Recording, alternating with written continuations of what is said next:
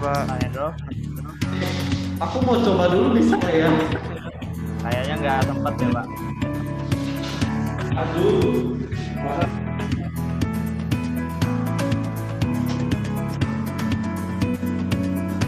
Coba tes suara aja kalau gitu.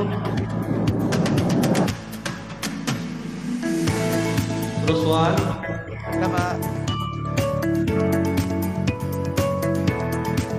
Ya Pak, gimana Pak? Aku tes suara bentar bisa nggak?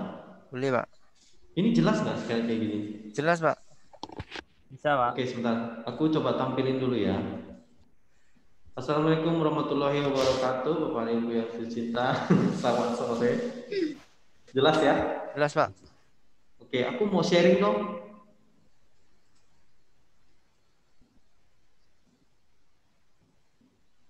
Halo. Iya Pak, silakan Pak. Langsung aja. Nggak bisa? Oh, nggak bisa? Oke, sudah Pak. Udah, sudah co-host. Baik, mana nih? Sebentar aja ya.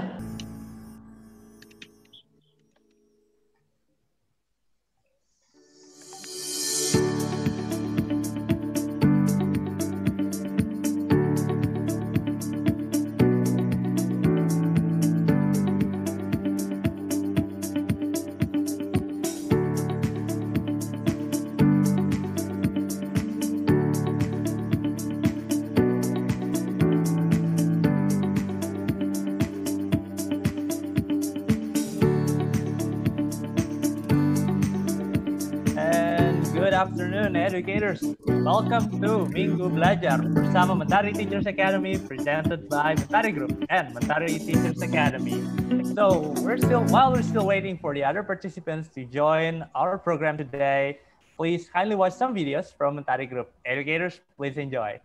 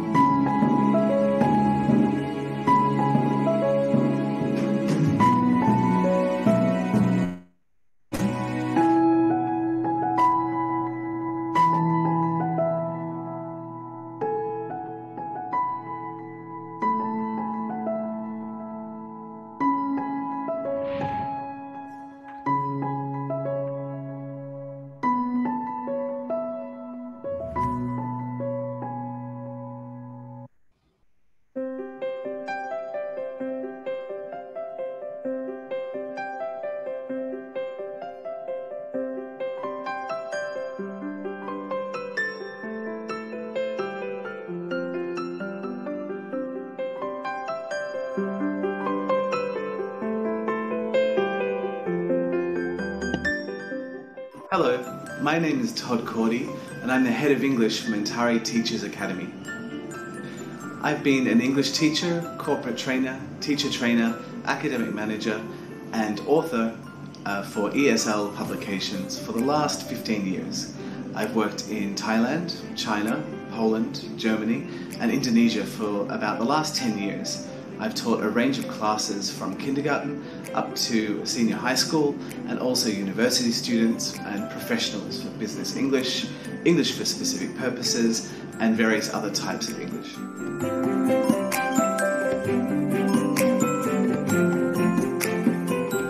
At Mentari Teachers Academy, I am the head of English, which means I design curriculum and other programs for English proficiency training and also for English methodology teacher training. I also train our other trainers to make sure that our standards are kept high as one of the leading teacher training providers in Indonesia.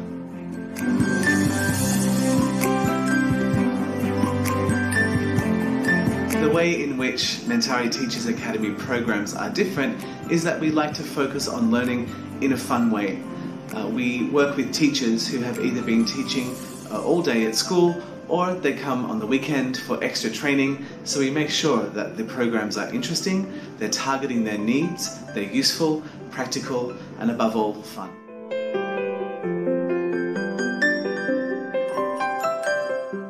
The benefit of joining one of our Mentari Teachers Academy training programs is that teachers can work on their professional development in a fun, interesting and communicative way with expert trainers like myself. They are able to put into practice what they've learned, so changing theory into teaching practice, looking at fun, new, modern and relevant ways to help them to teach English better and also to improve their English proficiency.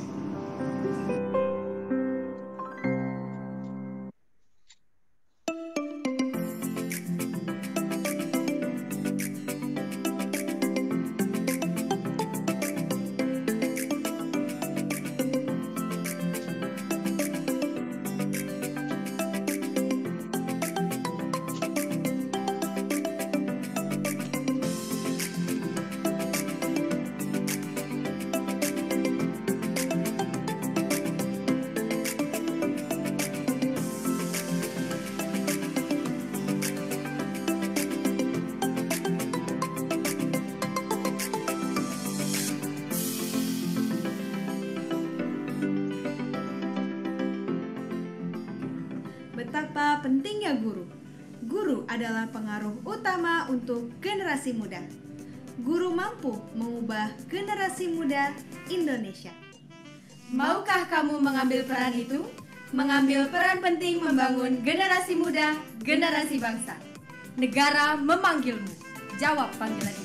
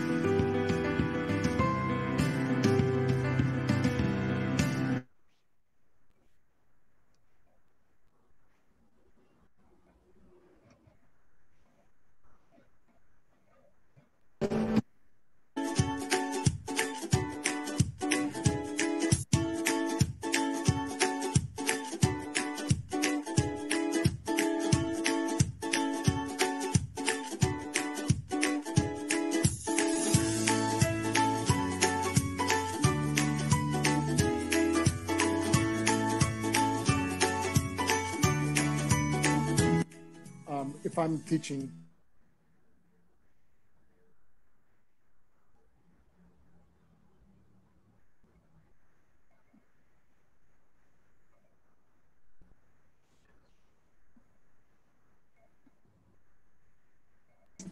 So when I developed my activities, I had to have my objectives clear. Like, what do I want by adapting this lesson? So I had a few volunteers.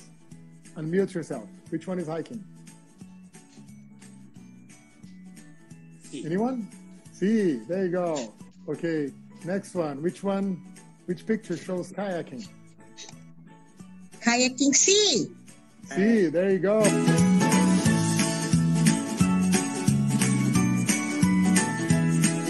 Juga cara kedua, tapi mungkin ini sedikit lebih lama ya. Tapi kalau Bapak Ibu yang mungkin cepat gitu ya untuk lebih cepat nulis gitu ya, tulis tangan bisa juga. Di sini juga bisa pakai fitur add image. Jadi kalau pakai add image itu berarti Bapak Ibu bisa menulis di kertas nih misalnya problemnya apa, kemudian diambil fotonya dan bisa di-upload ke sini.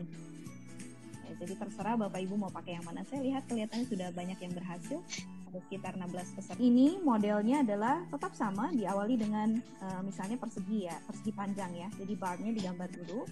Tapi di sini setiap yang biru itu menggambarkan masa dari apa. Kebayang nggak ya kalau dari modelnya? Jadi setiap yang biru itu adalah Maskerku gak ono di mobil kalian. Itu foto nih, tuh. Ini bocor itu gimana tuh foto nih. Jadi tahu kamu itu. Let's see, question number 1. Password. Ting tung ting tung. Ting tung group. Ting tung group. Okay, ting tung group. Group A. What were you doing? What were you doing? Ting tung. Ting tung ting tung. Ting tung. Okay, ting tung ting tung. Who did she wait for me? Who was he waiting for? Who was he waiting for?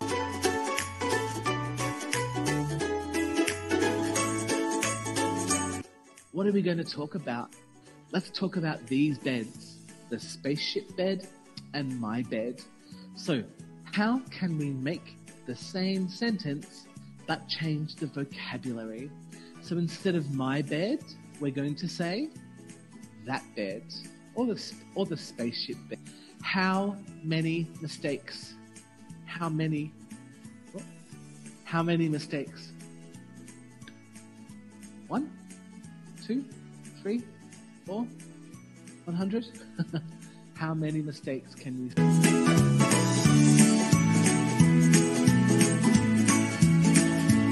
So this is liveworksheets.com. Okay, this is a very helpful site if we are really, especially now that we are doing online. But even when we do face-to-face, we can use this one also. But I think the optimum use, we can maximize the use now, yeah? Yeah, I'm sorry, I believe those are sorted by alphabetically, not by the score. Yeah, I know. That's why I said already, those with check mark are those with perfect those score. with the check mark, not the perfect score, but the one with 100.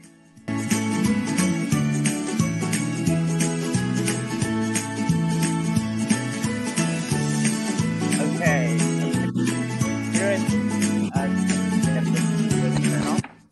Teknologi ini kita bagi 3, hardware, LMS, dan app. LMS, tadi Bapak Ibu. Alright, dear educators, before we begin, we are going to play Mentari Group March atau March Mentari Group yang kami nyanyikan setiap hari dan di semua acara Mentari Group sebagai bagian dari semangat kami untuk menghidupi visi, misi, dan budaya Mentari Group dalam setiap karya kami, yaitu bangun pendidikan, majukan bangsa.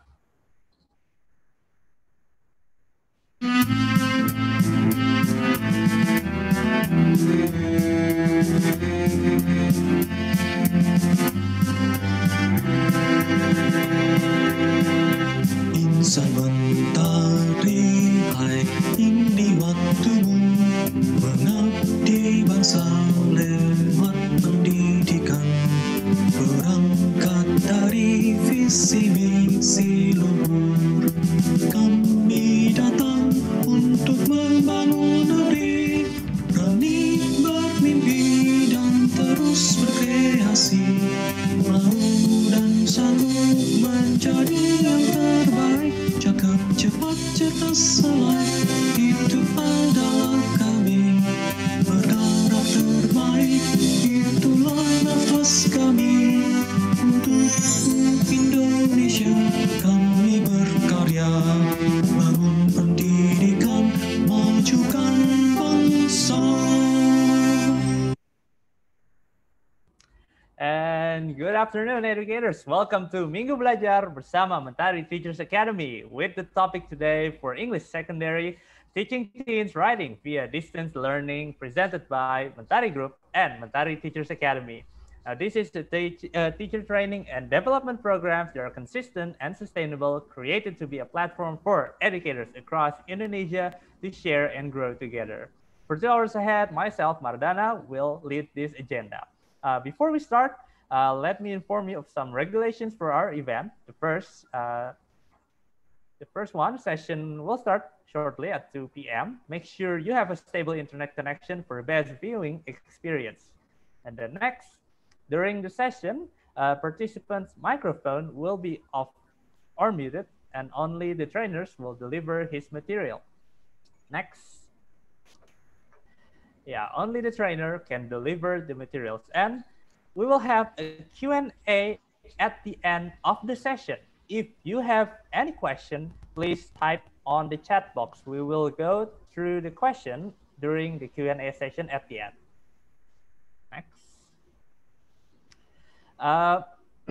During the session, the trainer will ask some questions to the have some activity on which you may need to raise your hand and to participate in.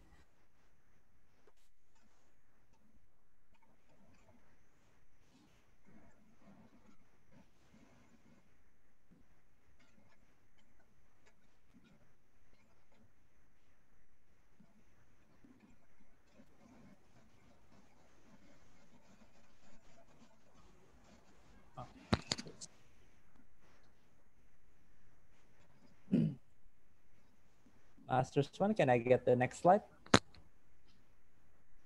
Yeah, the trainer will give a chance to the participant to ask to participate in the activity and we will activate your audio. Next.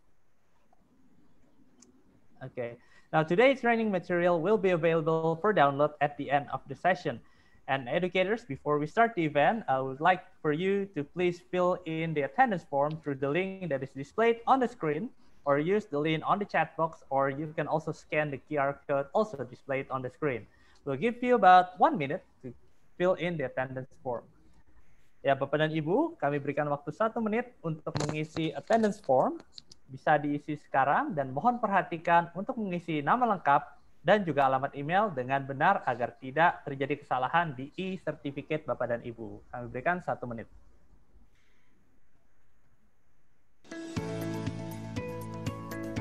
Where should register my name? Ini di mana, Pak?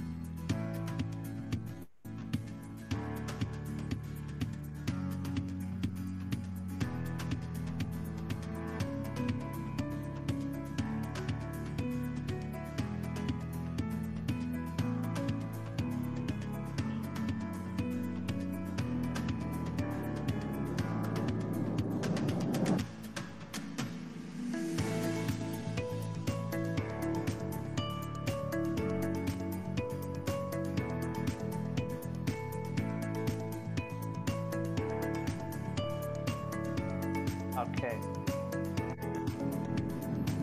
All right. Moving on. That's the first one. And next. Okay, so thank you for filling in the attendance form. For those of you who haven't filled it out, you can check the chat box to still get the link for the attendance form. Now, before we begin, I would like to invite Bapak Hendro Hasansu as the head of Mentari Teachers Academy to deliver his opening remarks. Please welcome Mr. Hendro Hasan. Hello, Madana. Thank you, and a very good afternoon to all teachers and teachers coordinators and principals. Welcome to Minggu Belajar bersama Mentari Teachers Academy. This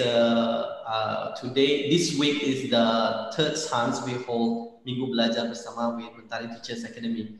So we started on July, August, and now on September. They have 2 months to go till November 2020. So allow me to share with you about my opening. Wait, where is it? Okay, so again, selamat datang Bapak dan Ibu. Welcome to Minggu Belajar bersama Mentari Teachers Academy. So this week we start at 22, where we end at 26th of September. As you see, that Minggu Belajar is a consistent and also continual program, a professional development program for teachers around all Indonesia, start from Aceh to Papua. So these programs are specially designed in order to answer the challenge of these situations where teachers need to teach online to the students, where everybody not ready on that time, but yet Mentari Teachers Academy and Mentari groups work together to provide Minggu Belajar, to share the ideas, to share the way of teaching through online, to get a lot of activity, maybe that you will, of course, that we believe that will be beneficial for you and also for your students. And this week, we believe that you already experienced a lot on teachings online, right? So through these sessions, I want all of teachers and all of you can enjoy every session, start with sharing your idea, your experience and teaching online with our trainer. And also we want to thank to our trainer. Today, you are in the secondary session. Secondary sessions will be delivered by Mr. Todd Cordy as our head of English department, Mentari Teachers Academy. But we also want to welcome to all of our trainers that will be speaker that also trains this whole week. So Minggu Belajar have 10 topics, start from subject English, mathematics, science, and also teach with the methodology, pedagogy, character building, and also teaching methodology. So just make sure you are on the right session. Today we hold 2 sessions. One is English for secondary. This is the class for secondary, and the other one is English for preschool. Our trainers, Miss Juliana, will deliver the session. So teachers, we hope that you enjoy and got a lot of beneficials through these sessions. Of course, that a lot of teaching idea that will benefit for you and also for your students when you come back on teachings tomorrow. And then, as what I said before, Minggu Belajar is already designed and from July to November in order to answer some of these situations where nobody ready on that time in teaching online. But Mentari groups and also Mentari Teachers Academy work together with our expert, our professional trainer, and also we discuss a lot with teachers on schools and what kind of topics that will be suitable and contextual with helping teachers in teachings online. So we come up with a lot of topics. So today we will be this week we'll be talking about implementations on teaching online. But on October we'll be talking about assessment and evaluation, and November about evaluations and project-based learning. And ladies, teachers and teachers coordinator, we are very happy to announce to you that Mentari groups and Mentari Teachers Academy, when we're doing a lot of online sessions, you can see that with the totals of more than 36,000 teachers that already joined our online training through Zoom or live streaming starting from January to September 2020. We are very appreciative for your enthusiasm and your support and your trust in Mentari Teachers Academy and Mentari groups. You can see the numbers are still increasing. And for Mentari, for Minggu Belajar with Mentari Teachers Academy special on September, there are more than 800 teachers that already joined this session.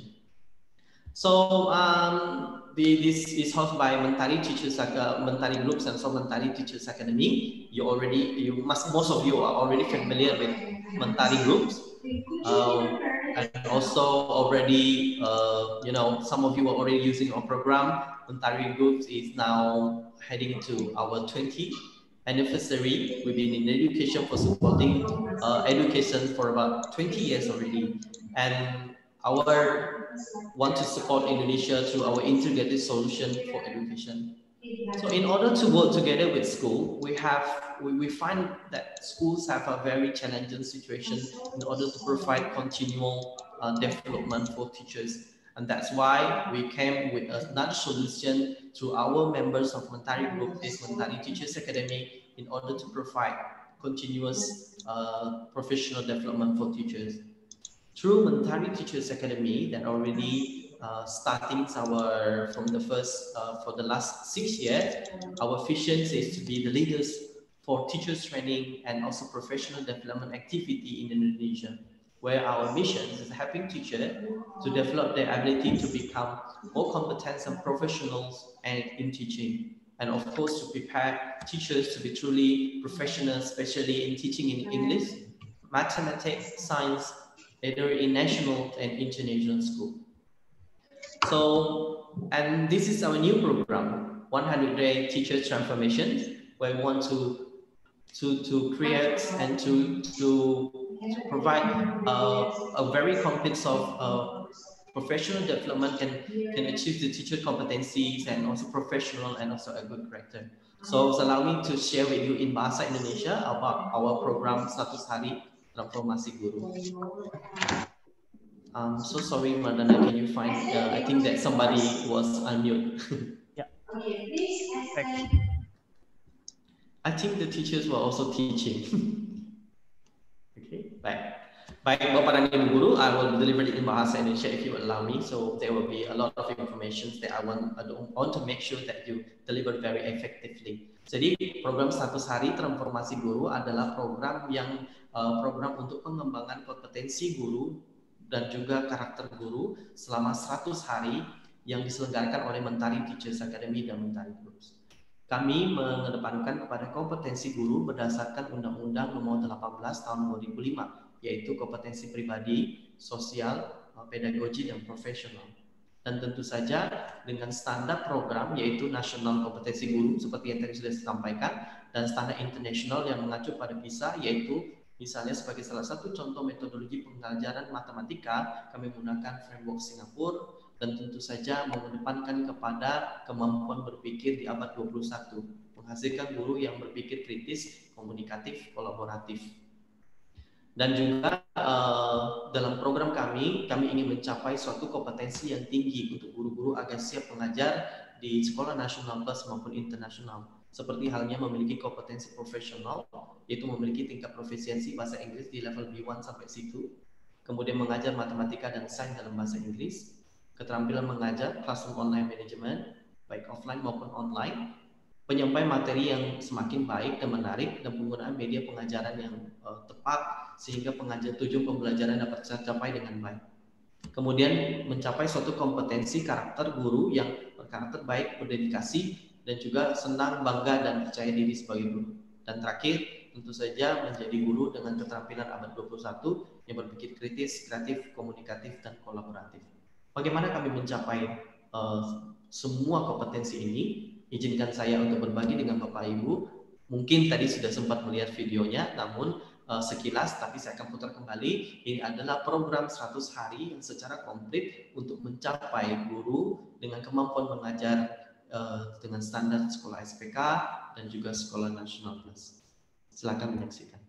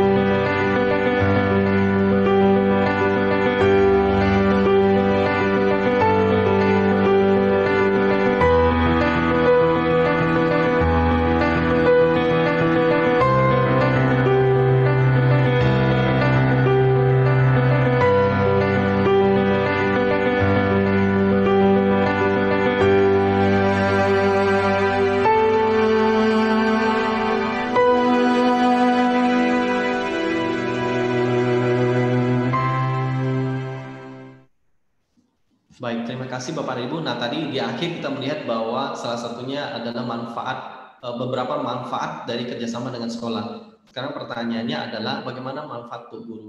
Jadi program 100 hari bisa menjadi program yang program dengan mengikutsertakan guru dari sekolah atau program mandiri yang diikuti oleh guru sendiri. Jadi manfaat untuk gurunya adalah tentu saja dengan kompetensi Bapak dan Ibu sekarang akan semakin meningkatkan kemampuan kompetensi dalam mengajar. Kemudian untuk Bapak Ibu yang saat ini sudah berada di B1, B2 atau C1 merupakan suatu kesempatan untuk meningkatkan kemampuan profesiensi sampai ke level C2. Dan untuk Bapak dan Ibu yang saat ini mengajar bahasa Inggris mungkin pasti sudah terbiasa dengan bahasa Inggris. Tapi kalau ingin menjawab tantangan sekolah untuk menjadi guru matematika itu sangat memungkinkan, karena kalau mengambil kelas matematika artinya membentuk guru untuk menjadi guru matematika yang mengajar dalam bahasa Inggris. Dan terakhir tentu saja menjadi anggota community dari Mentari Learning. So what is that for? Tentu saja kita mensupport guru untuk menjadi pelatih dalam setiap event Mentari Groups, dan juga keikutsertaan menjadi tutor, sit in dalam semua event, workshop alumni, dan juga konsultasi dengan pelatih dan juga Mentari Groups. Demikian Bapak dan Ibu, selamat menikmati program hari ini. Kami mengajak Bapak dan Ibu untuk bergabung di program 100 hari yang kami sudah buka pendaftarannya dan akan kami tutup pada tanggal 5 Oktober nanti. Kemudian jika Bapak dan Ibu ada pertanyaan tentang program 100 hari yang support Bapak dan Ibu, silakan menghubungi tim Mentari Academy atau saya. Bapak dan Ibu, terima kasih. Enjoy your sessions and thank you. Mardana masih mute Mardana.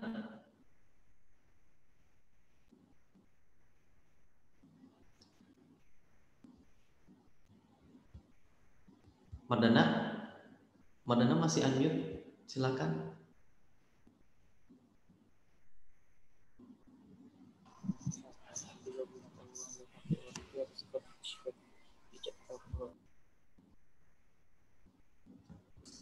Sorry. A little bit technical difficulty. Thank you, Mr. Hendro Hassan, for the opening remarks. So now, dear educators, without further ado, let us start our session by watching the trainer profile video.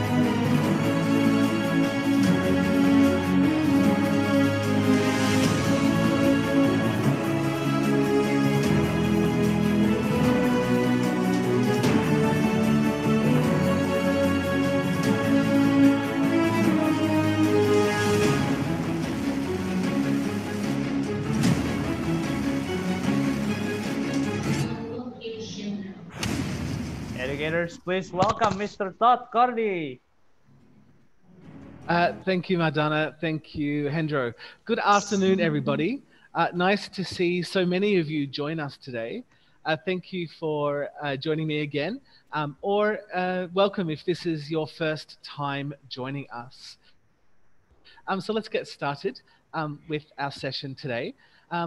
First of all, just a reminder that this is not maybe like a webinar that you just listen to. This is interactive. So lots of times I'll be asking for volunteers to answer questions.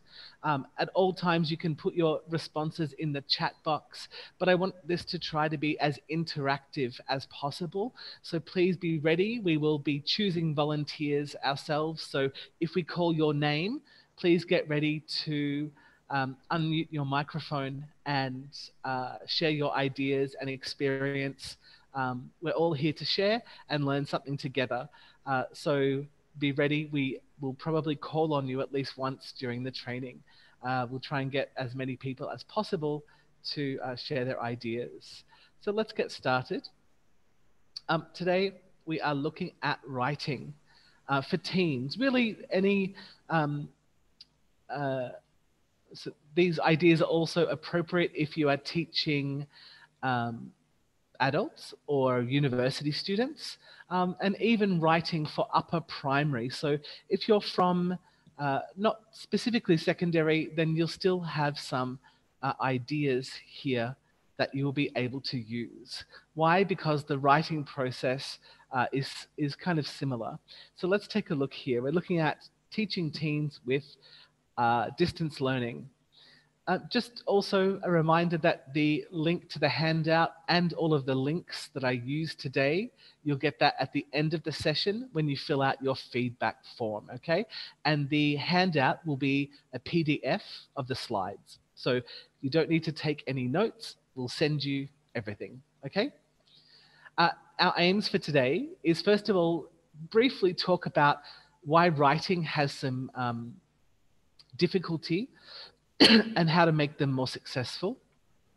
We'll also look at activities, and then we'll look at feedback and assessment. Excuse me. The materials today will be coming from New Frontiers, which is our new secondary series through Asta Ilmu Publishers, which is a sister company of Mentari Group, and also English in Mind. But it doesn't matter which book you use.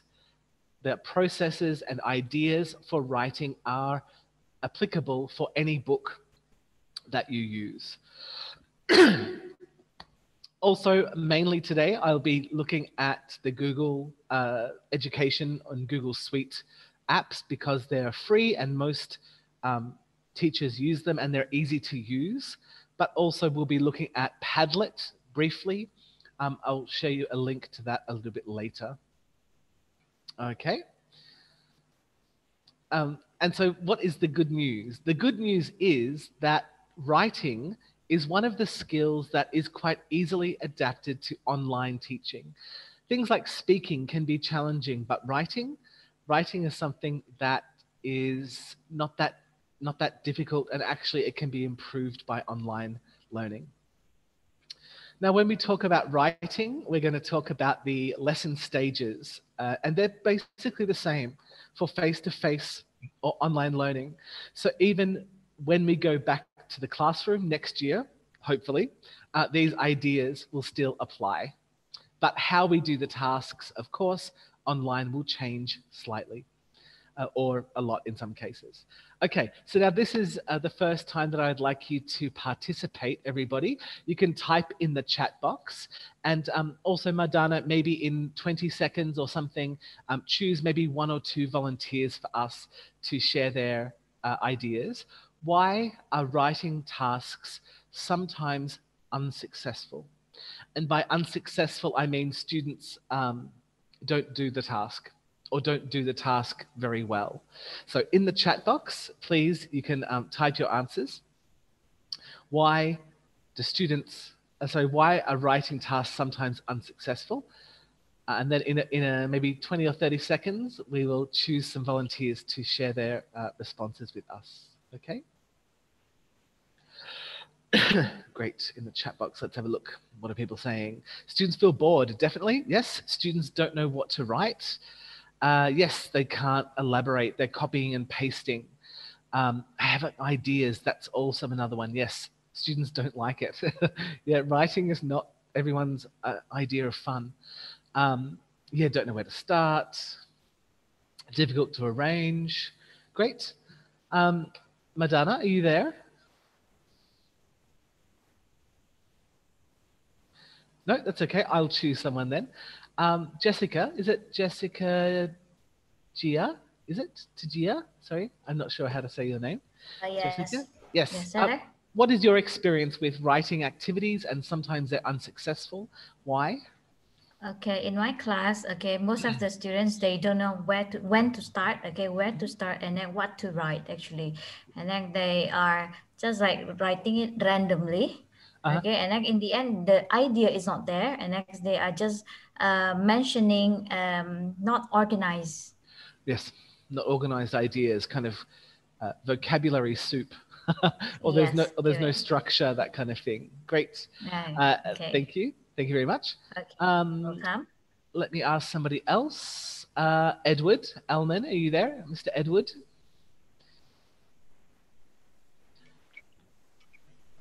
What is your experience, Mr. Edward, with why sometimes writing is not successful?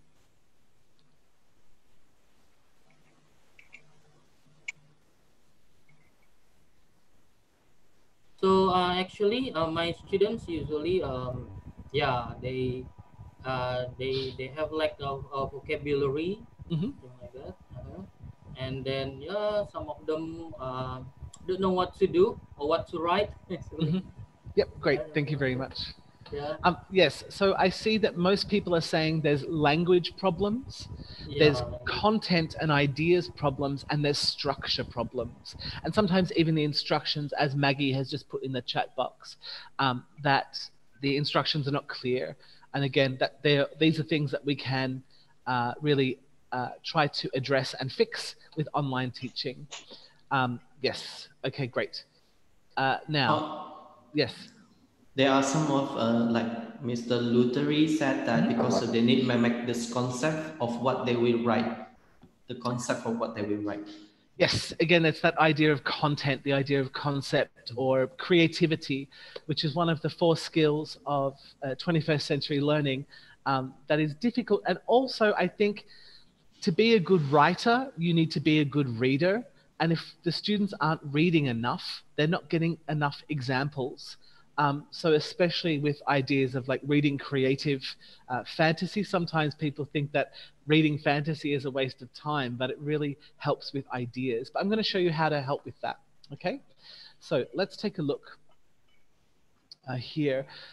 Here we have is my kind of basic 4 ideas of why I find with my teenage students that they have trouble. Motivation, level of difficulty, if it's too easy or too difficult, no ideas, and unfamiliar with the text type, so they don't know how to write it. So let's take a look at those ideas here. Motivation first. This is often a teenage response to, we're going to do writing. And it can suck up class time and waste it like nothing else. The good thing with online learning is when it comes to the final process of writing, we can get them to do that as self-study. I'll talk about that a bit later. What we can work on during face-to-face is motivation to get them to want to write, or at least not hate writing. So when we look at motivation for adaptation, if we look at a course book, especially ones that are written recently, have some interesting topics. If you're using an older course book, you might need to modify. And I don't mean change the topic completely. I mean maybe change the instruction slightly or give them freedom. But how can we do this? So number 1, relate to their interest. Teenagers are interested in pop culture, sports stars, celebrities, singers, football players, whoever they think are their heroes. So we can easily change the instructions slightly, and hopefully this motivates them more. So for example here, this is from New Frontiers. This is level 2, so this is about class 8, year 8. Make a poster for a lost item. Okay, so this task is quite a simple describing task, describing an object that they have lost. Now, with a slight change to the instructions, how could we make this a bit more interesting? Well, one way is to Use celebrities or characters. Say, okay, think of your favorite character from a movie. It could be superhero, it could be whoever. Okay, now imagine the superhero has lost the item. It's not your item that you've lost, but you're writing this for your favorite movie character. So already they're thinking, oh, what movie do I like? What characters do I like? The writing task is the same. They're writing for a lost item, but just by changing the instruction slightly, it can make it more interesting. Maybe it's David Beckham's football, maybe it's Thor's hammer, maybe it's whatever character they're into, and it gives them the freedom to be creative and not just, oh, I lost my phone. You know, that's a pretty boring task, and you'll get half of the class writing the same thing. So by putting in a little bit of an interest, hobby, sport, then it can encourage them. It's more motivating. What about this one here? Here is 7 questions you'd like to ask a famous person. Well, this one is already adapted for teenagers to make them interested in something they're interested in. Sometimes we need to help them brainstorm a little bit better. So we can ask them, okay, what are your hobbies? Is there any person that is famous that does your hobby? Maybe a sports star or an actor or a singer. Think about, would you have enough questions to write for them? Also, if we're doing this as a homework task, then they can Google for more information about this as well. So that's one of the benefits of doing this online. They have more access to information. Another way we can do this is through interesting pictures. Even if your students have a low level of English, they can look at a picture and be inspired or have some creative ideas. So you're helping them with this. So we have some stimulating pictures. Let's take a look here. So here, one of my writing prompts could be, if I'm teaching the present continuous, what is happening? If I'm teaching the past, the past perfect, what has happened? Excuse me. If I'm teaching the future, what will happen? So I can use this as a grammar-focused writing task as well. Or I could do a dialogue, I could do a short story, I could do a whatever task it is that I'm focusing on. So pictures, don't think that pictures are only for primary students. Secondary students also are inspired or interested at least by pictures. You could use video. What about this one here? So please, in the chat box, you can share your ideas in the chat box. This task is writing a message to your teacher explaining why you can't go to school. Okay, so we want to keep the task kind of the same, but we can change the instruction. So in the chat box, what kind of pictures could we use to help stimulate creativity for this? Reasons you can't go to school. So what pictures could you show? For example, you could show a picture of a flood. That could be one reason they can't go to school. What are some other pictures that you could show your students to help them be creative with their responses? Picture of rain, great. Picture of an accident, yes. A sick person, yes. Yep. What about something that's really creative? Let's not think, again, we don't have to make this a real letter to the teacher. It could be creative. It could be Harry Potter writing to Dumbledore why he can't come to school. Aliens and spaceships, that's a great idea, Janice. Great. Corey, a dinosaur, fantastic. Great, we have some sleeping, a dog eating his homework. Yes, the idea is to show pictures that are a little bit maybe funny or crazy or out of the ordinary, because that will interest students to do writing. If we show pictures that are kind of everyday, that can be a bit boring. So the idea here is use pictures that are maybe crazy or funny, have some kind of emotional response, because then that makes students want to write about it. So here, I would use, maybe aliens, spaceships, something that can get them really interested in writing. Or then you say, this is my idea. Now I want you to find a picture on the internet and do the writing, and then you can email the picture as well to make it a bit more interesting for them. Try not to make it too kind of every day, otherwise it just becomes a little bit boring. Another way to do this is to look at multiple intelligences. Now, I'm not sure if we follow multiple intelligences, the theory very closely, but I like the idea that it can inspire different ideas in the classroom. So we can incorporate music or logic or mathematics, these other skills that we have with language learning. So here we have a writing task. Again, this is from New Frontiers. And this task is for a poster. So it's a poster for a summer school festival. How could we make this a little bit more interactive with different learning preferences? Remember, we have 9 multiple intelligences. It's working by yourself, working in a group, logic, natural. There's lots of different intelligences. Any ideas in the chat box? You can type them.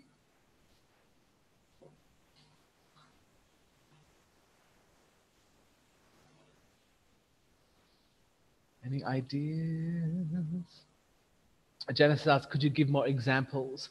So for example, here, if we look at multiple intelligences, we look at movement or the senses or numbers or logic or interaction with others or art or music. And so we can involve those in the writing task, especially if it's a planning task. So does anyone have any ideas? Yep. From Avi Lindiawati, by showing video of festival.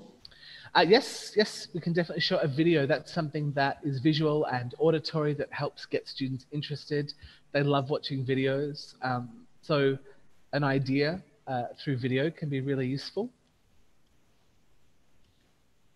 So here are my ideas, just to give you, so one would be, when they're planning, I could ask them, what does the festival feel like? Is it something that's really fun and energetic, or is it relaxing? Maybe their festival wants classical music and they want to have places to rest under the tree, and they want to have a relaxing festival. Maybe it sounds, maybe it smells, there's lots of different food from around the world. So what does it smell like? Does it smell like the ocean? Maybe they're next to the beach or something. Also planning the amount. So you can give them a budget and say, you have $1,000 and I want you to decide how to spend that money. There's a bit of mathematics in there as well. And all of this, again, can be done as group work. We're going to talk later about how to do this online. This first section for today is we're looking at just the design of activity.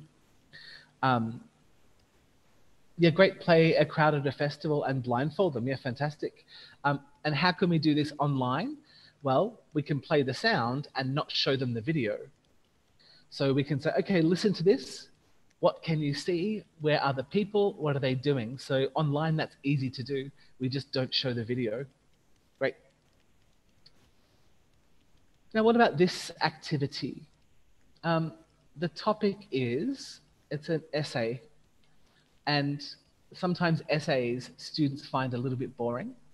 So one of the topics is, will there still be schools and teachers in the future? Or will it be possible to live forever?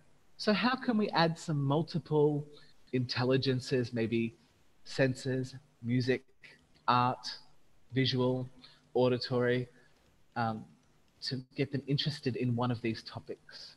Anybody have any ideas? You can type in the chat box.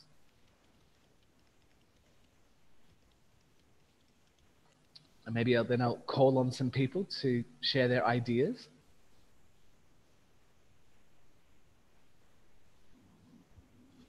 Janice, Felix, I think have an idea.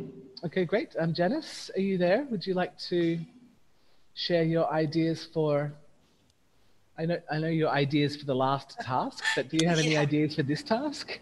I was just about to type something. So okay, great. Saving you some time. You could show them slides of, robot teachers. Yep.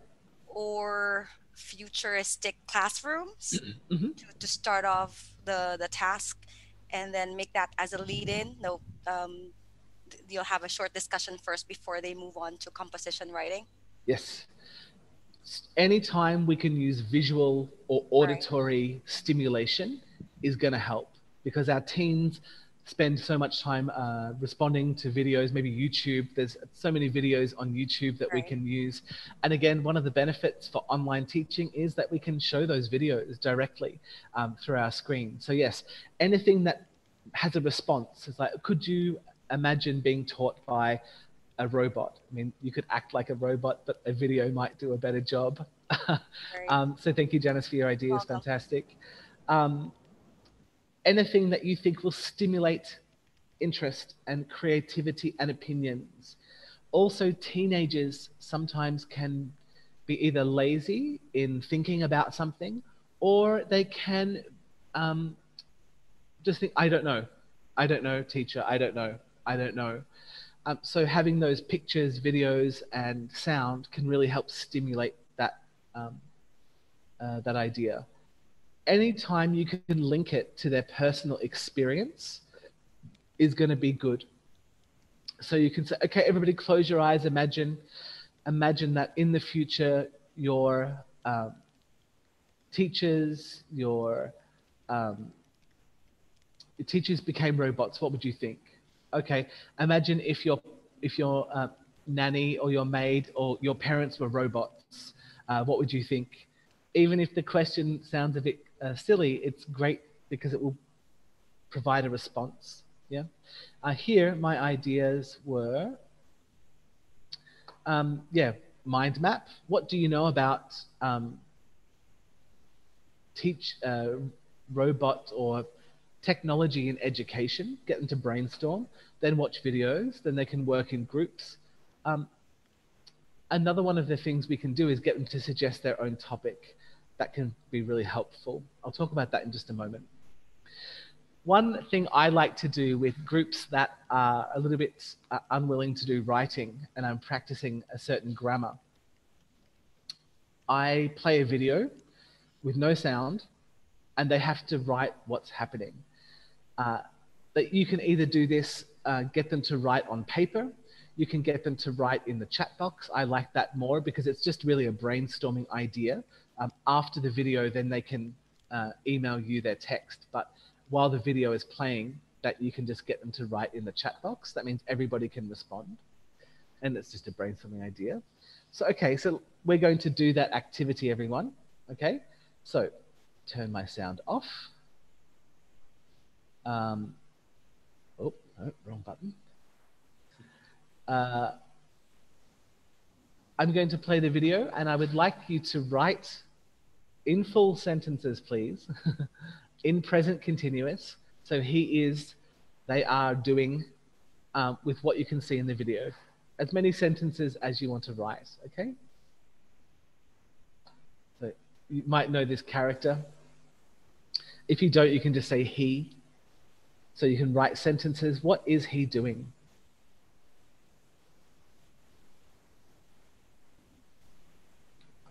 Great, he's taking pictures, fantastic. He's taking pictures, yes, great. He's getting on a plane, fantastic. He's showing off, yes.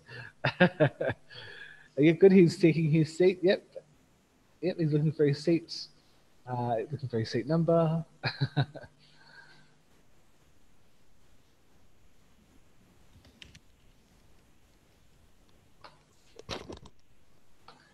Good. Sir Todd, we can hear the voice. Oh, you can? Yeah. You can or you can't? We can't We hear your cannot, voice, yeah. the voice. Yes, that's the idea. It's supposed to be silent. Okay, good. Thank you. Even though Mr. Bean is silent, usually if you're using a different video, turn the sound off so they have to come up with the language themselves. Great. Yep, fantastic. Okay, we can stop there. We get the idea. I like to do this as a quick writing task because sometimes students think, oh, writing, oh, it takes so long. We have to write so much English. We have to do all of these things. But a quick writing activity can break that idea that writing can be boring. And it's just quick responses as fast as you can help build that motivation. So you can use any videos that you want. I say I turn the sound off, but I mean, if you want to use sound, that's also okay. It can be distracting sometimes. When we talk about how to motivate teenagers, we want to make sure that the task is achievable. Just like the Mr. Bean video, if your students are unwilling to write, start with simple writing first. And usually this might be the lesson before. When we do the grammar lesson and the writing comes in the lesson after. But why are achievable tasks useful for teenagers? Why are achievable tasks motivating? Can maybe choose one or two volunteers to speak about this question? Why are achievable tasks motivating? Who would like to be a volunteer? If you'd like to be a volunteer, can you please put your hands on your head? Then we can see if you want to be a volunteer. Otherwise, we will just choose. Okay, Hendro, maybe, or Madana, can you choose one or two volunteers just randomly? Miss Evie Lindiawati want to share? Hi, Evie. Miss Evie, can unmute yourself? Okay. Good afternoon, everybody, Mr. Todd and Mr. Hendro. Hi, Evie. Yes, hi. I think students are more, especially teenagers, are more motivated if they think that they can achieve the goal. So if the tasks are quite easy enough for them to do, they are going to be more encouraged to complete the task. Yes, exactly. One of the big things about motivation is I will do it if I think I can achieve the task. If it's too difficult, which is what happens with, please write an essay or a short story, they think, oh, how do I do it? Where do I begin? A short story is difficult because you have to have a good beginning, middle, and an end. So I would use this as a pre-writing task. So the lesson before, sentence building, so we can get the grammar right, we can get the vocab right. And then the second lesson or homework would be, now I would like you to take a photo of your bedroom or living room, and I want you to write a paragraph about it. So they've done the practice with you together, and then you're getting them to write a personal response, but you've already done the grammar and the language work. I can do this. I've already done it and I can do it again. Any other reasons why achievable tasks are motivating? Yes, we have someone who's raised their hand. We have Muhammad Al. Oh, yes, thank you. Yeah. Please. Well, maybe for some students, this is one of the way for them to increase their self-esteem, at least in class. Yes. Maybe they don't get it outside class or at home. Yes. Thank you. Students, some students' English is not very good. Yes? We have lots of different levels in the classroom. And the students who are not good at English, they know. And that's why they don't respond, which means they don't even practice, which means their English gets worse. So the idea is encourage, but I can do this. I can write a sentence with 6 words. Yeah. There is a there are 2 red sofas. Yeah, they can do that. So that idea of achieving a target or a simple sentence can be really motivating. Now, this is not the only writing that we need to do. We'll look at other ideas later, but as a beginning, it's a really good task to get them motivated. Yeah, great. Exam preparation is a great motivational tool. Having a clear exam goal helps motivate students. So if you're a school that's doing Cambridge or you're preparing your students for IELTS, this is a great way to help motivate students. Or even if you're doing your own school exams, then the Ujian Nasional is changing this year. So there's a bit more flexibility, which is good for us. Miss Herna. Hello, Miss Herna.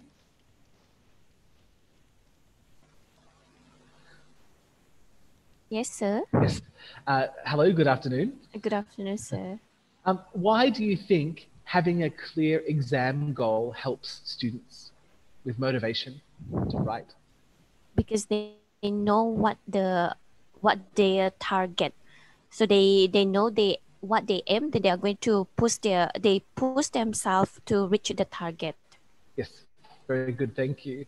So if you are not doing a Cambridge or an IELTS, we can still say to students that at the end of the semester, we will collect the portfolio and your writing will be assessed, because sometimes they think, oh, this is homework, who cares?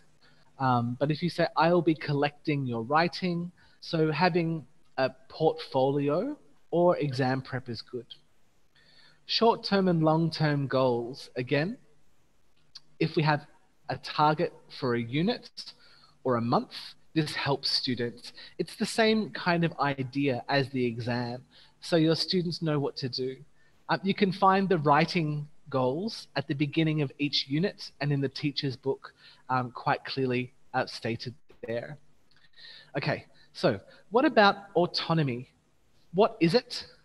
How can we create it? And how can it increase motivation? There are 3 questions there. Again, in the chat box, please. And then I'll ask a few people to speak as well. But first, let's use our chat box. Oh. Okay, so in the chat box, please feel free to type your answers, and then we'll ask a few people.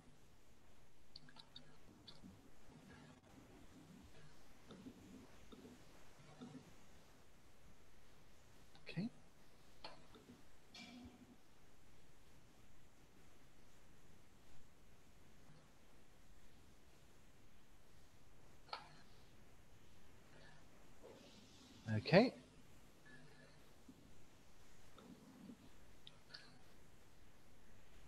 Great. We've got here, students are allowed to write in different styles and topics. So yeah, the idea of choice, students take responsibility, yes. The students can decide their own ideas, yes. Thank you, Stephen and Evie and Winaria. Great. Hendra, can you choose someone who might like to share their ideas? I think that Stephen Wangka want to share the idea. Stephen. Great. Okay. Hi, Stephen. Good afternoon. Good afternoon, Mr. Todd. So I think that in order to just give an idea what they should write, we can just give like 5 options, or just like free option for them to choose what they want to write. Yeah, great. Yes, thank you. Why? Studies show, and people who study teen psychology have realized that when teens are given choices, even if it's just 2 choices, this or this, they are more happy to do the task because they feel like they've chosen it themselves. At a certain level, especially if it's senior high school, I always like to have, 3 choices plus choice 4 is, if you want to choose your own topic, then talk to me and we can decide together if it's for a longer piece of writing. So choice makes teenagers feel like, oh, I'm an adult now. I get to choose. Children, very young learners don't deal well with choice. They get a bit confused. But for teenagers, they think, oh yes, I'm not a child anymore. I'm independent, and they like to have choice. So even if it's 2 or 3, that's enough. Yes, freedom to choose. Teenagers are starting to be independent. That's the psychology. They're breaking away from their parents and from their teachers. They want to be independent. So choice is really powerful. We can't let them do whatever they want, but if you say, talk to me, and we'll discuss the choice, if you want to choose something different, then that's okay. Yep, freedom exactly leads to creativity. Thank you. Great ideas there in the chat box. And again, can writing. We take another one, Todd? Yes, we can. Yep. Yes, I think that maybe Mr. T also want to share. Okay, great. Yes. Mr. T also? Miss or Mr. I don't know. Mr. T also, please. Okay, if not, maybe Sylvia, maybe? Yeah, maybe Miss Sylvia, please. Miss Sylvia, you can unmute yourself. Hi, everyone. Yes, please. Hello, Miss Sylvia. Hello. Hi, Sylvia. Yeah, I guess that, as I mentioned in the chat just now, I think that writing can be a very personal thing for the students. So I guess that by providing choices, the students will have the chance to express themselves from their own perspective. Mm-hmm. Yeah, yes. So I think, yeah, it's very important. Yes, and also that they can show maybe something interesting that they've watched or read, or, you know, they're not only learning English inside our classroom sometimes. Maybe they're going to a course or an online learning program, or they're reading in English.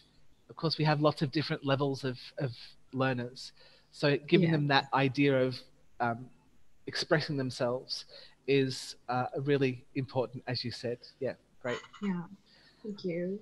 Okay, let's take a look here at one way. Let's talk about give choices. The text format, maybe we can say it's a letter or an email. I mean, letters, sometimes we see write a letter in a course book. Nobody writes letters anymore. It's all email. So we can quickly switch that to, okay, now write an email. Nobody writes letters anymore. We can ask them to, if you want to, you can include visual elements with your writing. That means you can find pictures on the internet, or you can draw your own art and take a photo of that as well. So another way we can do that is give them options. Yep.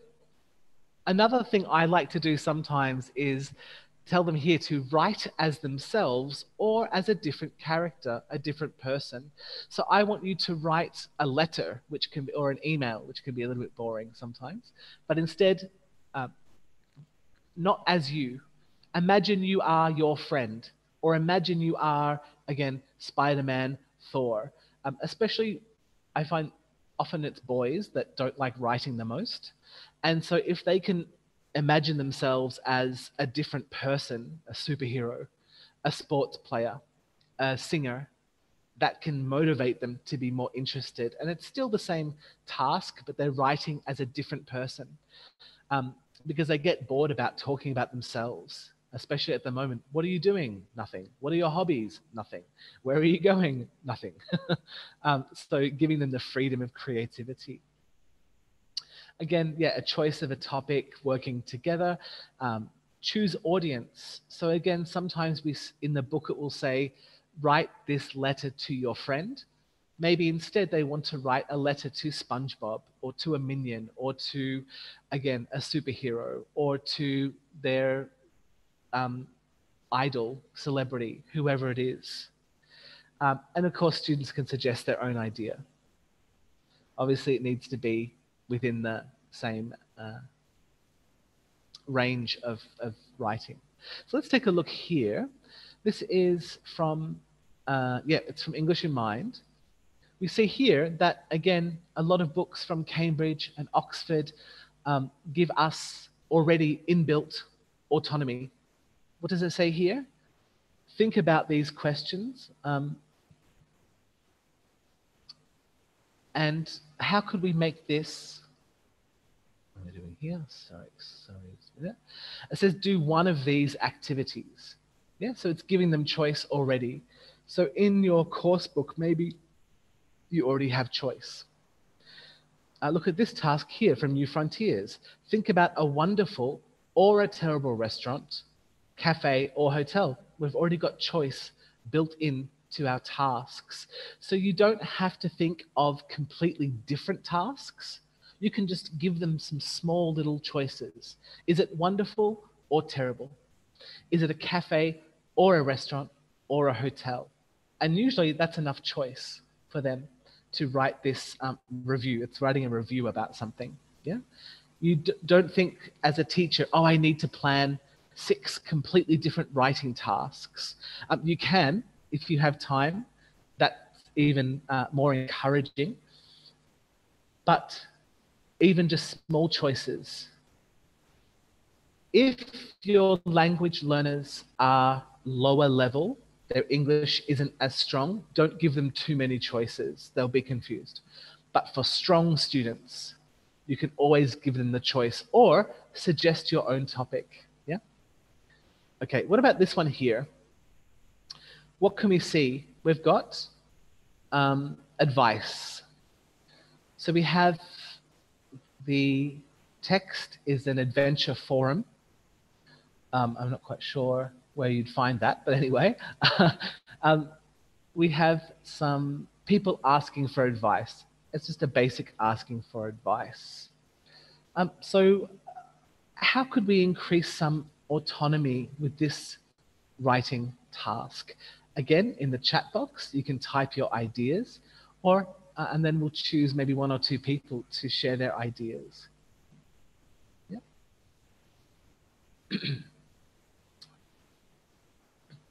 Yeah, the task is to give advice to Gina, but how could we maybe give students a bit more choice? Because that's a very fixed writing task.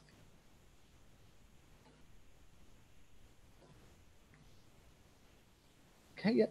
Please feel free to type your ideas in the chat box.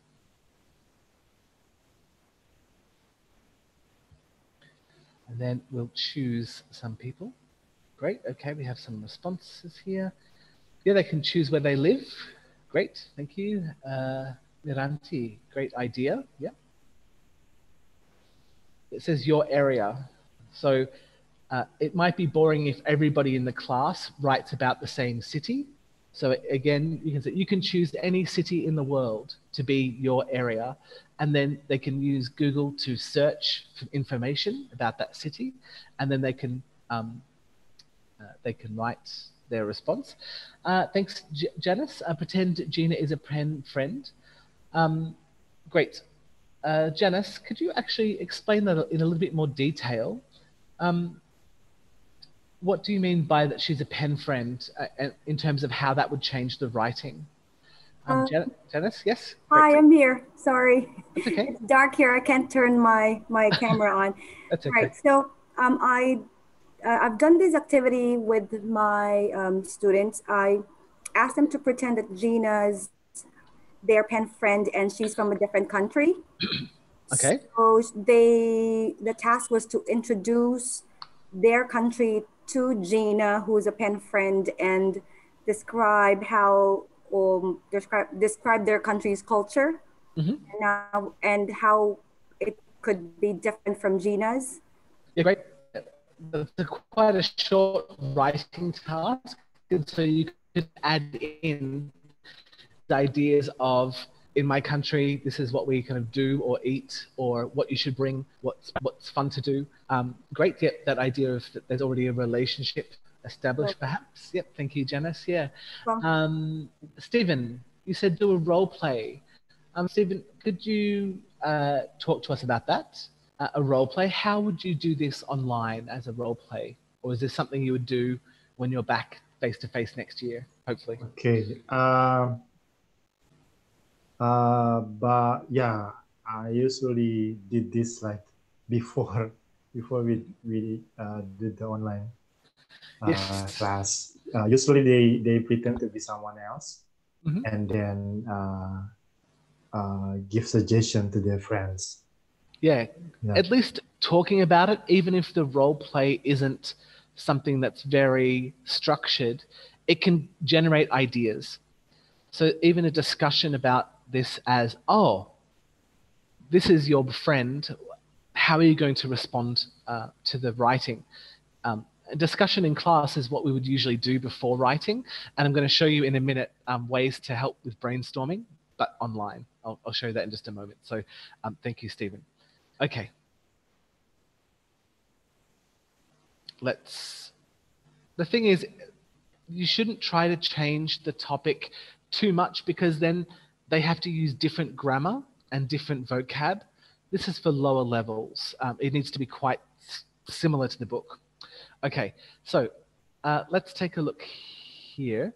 We're going to just concept check just to review what we've already done so far today before we move on to the next section.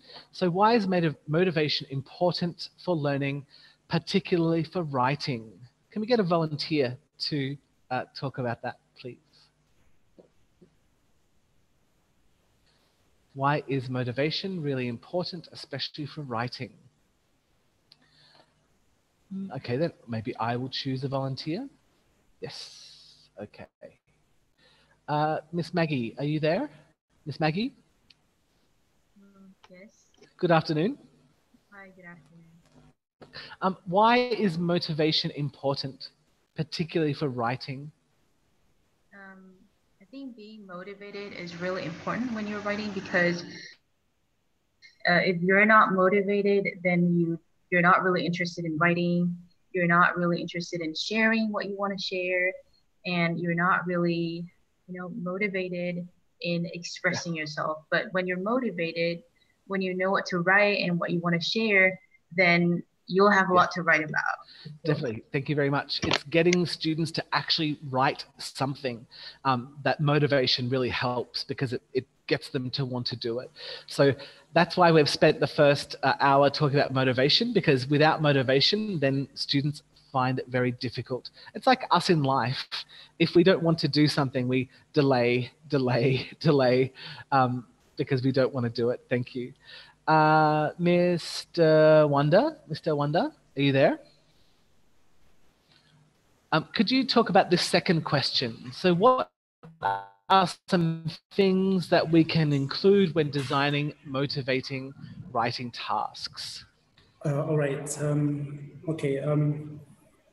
Things that we can do to, when designing motivating writing tasks, it's like more into a discussion first, and then especially in online learning now, I usually break rooms on Zoom.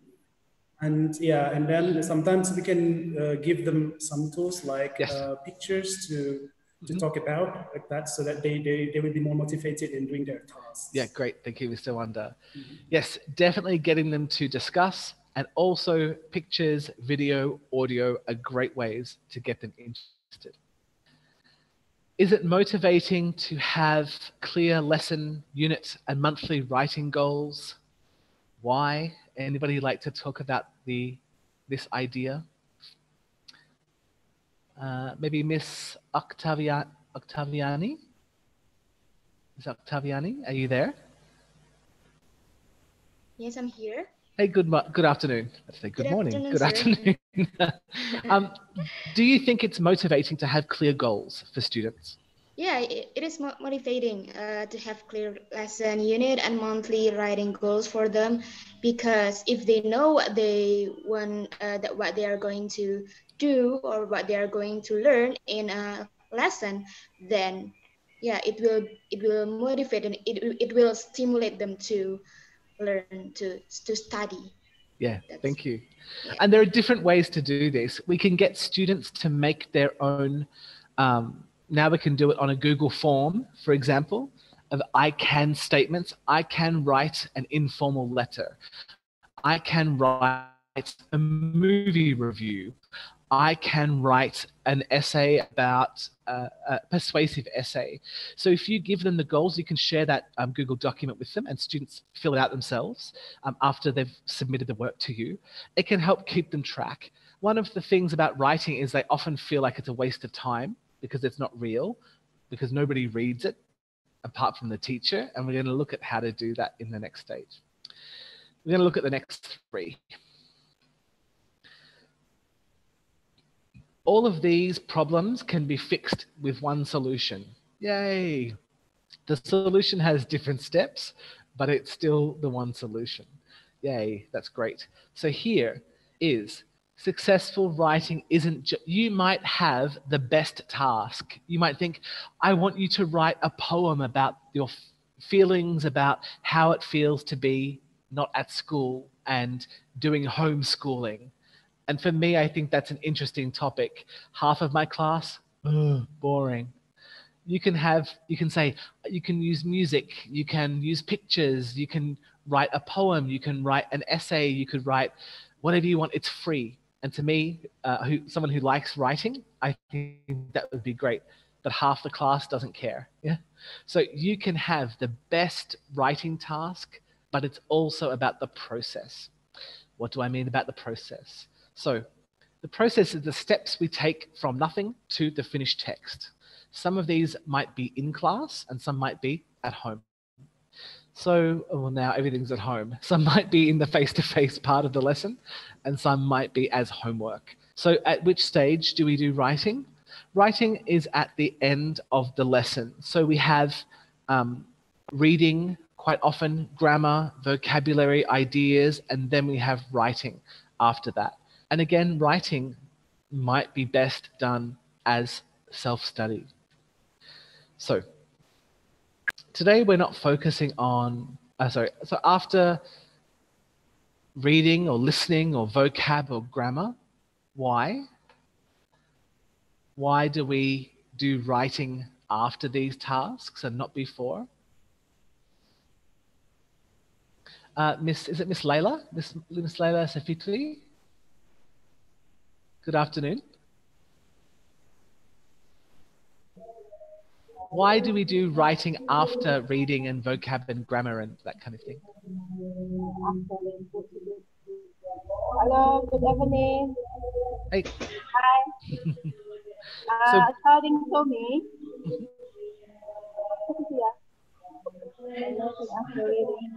after input, certificate writing. So, having difficulty hearing you? Yeah. We can try other thought, maybe. Okay, motivation. It is the case. Yeah. To get ideas. Yeah, great. It's to get ideas, of course, yes. They get ideas, they get the structure, vocab and ideas, especially if you're working with lower level students who you're using the text as a very clear model that they're just going to copy. Yes. Can we ask Samira Mansur talk? No, not yet. Sorry, we're behind time.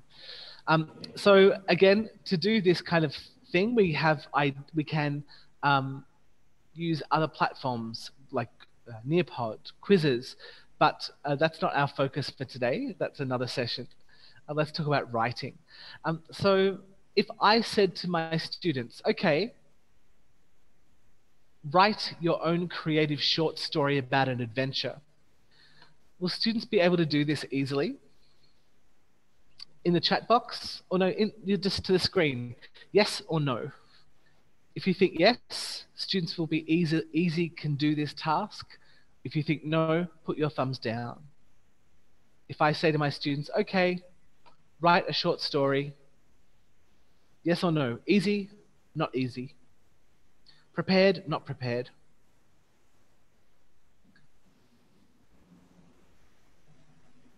Great. Okay, we have some answers.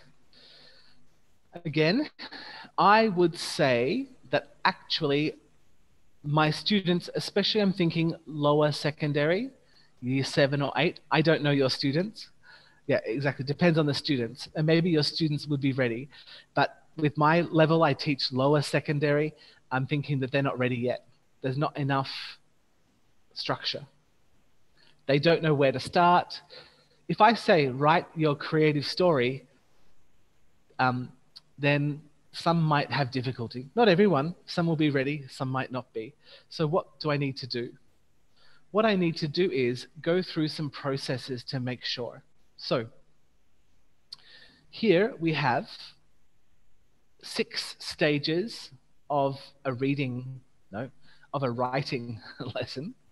I would like you to put those in order.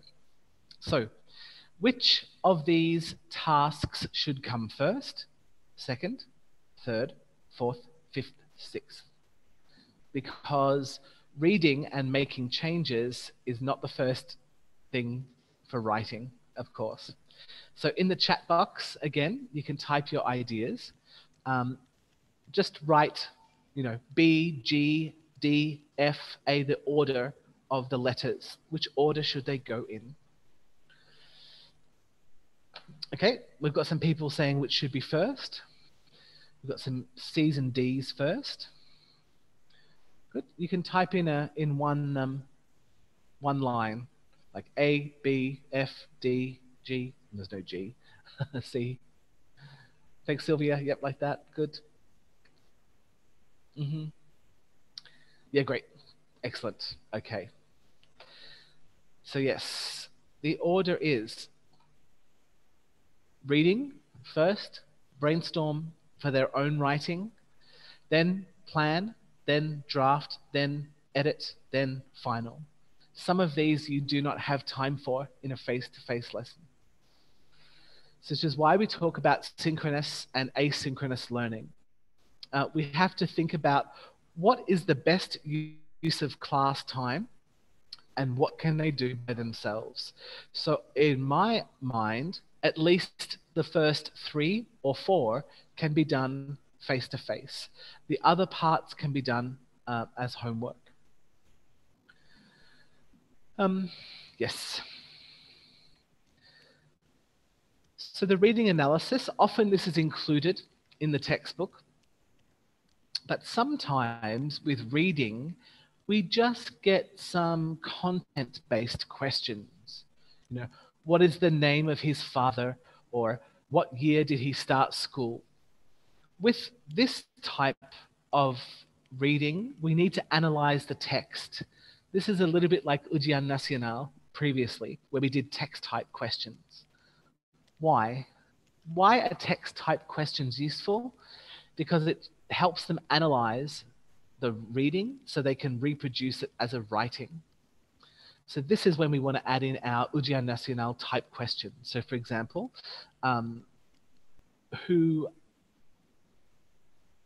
what is this text type? How do you know? What are the features of this text type? And who is the audience? Again, you could do this as a brainstorming activity, but actually, it's probably better to get them to respond individually. So I've created a Google document so you can see what to do here.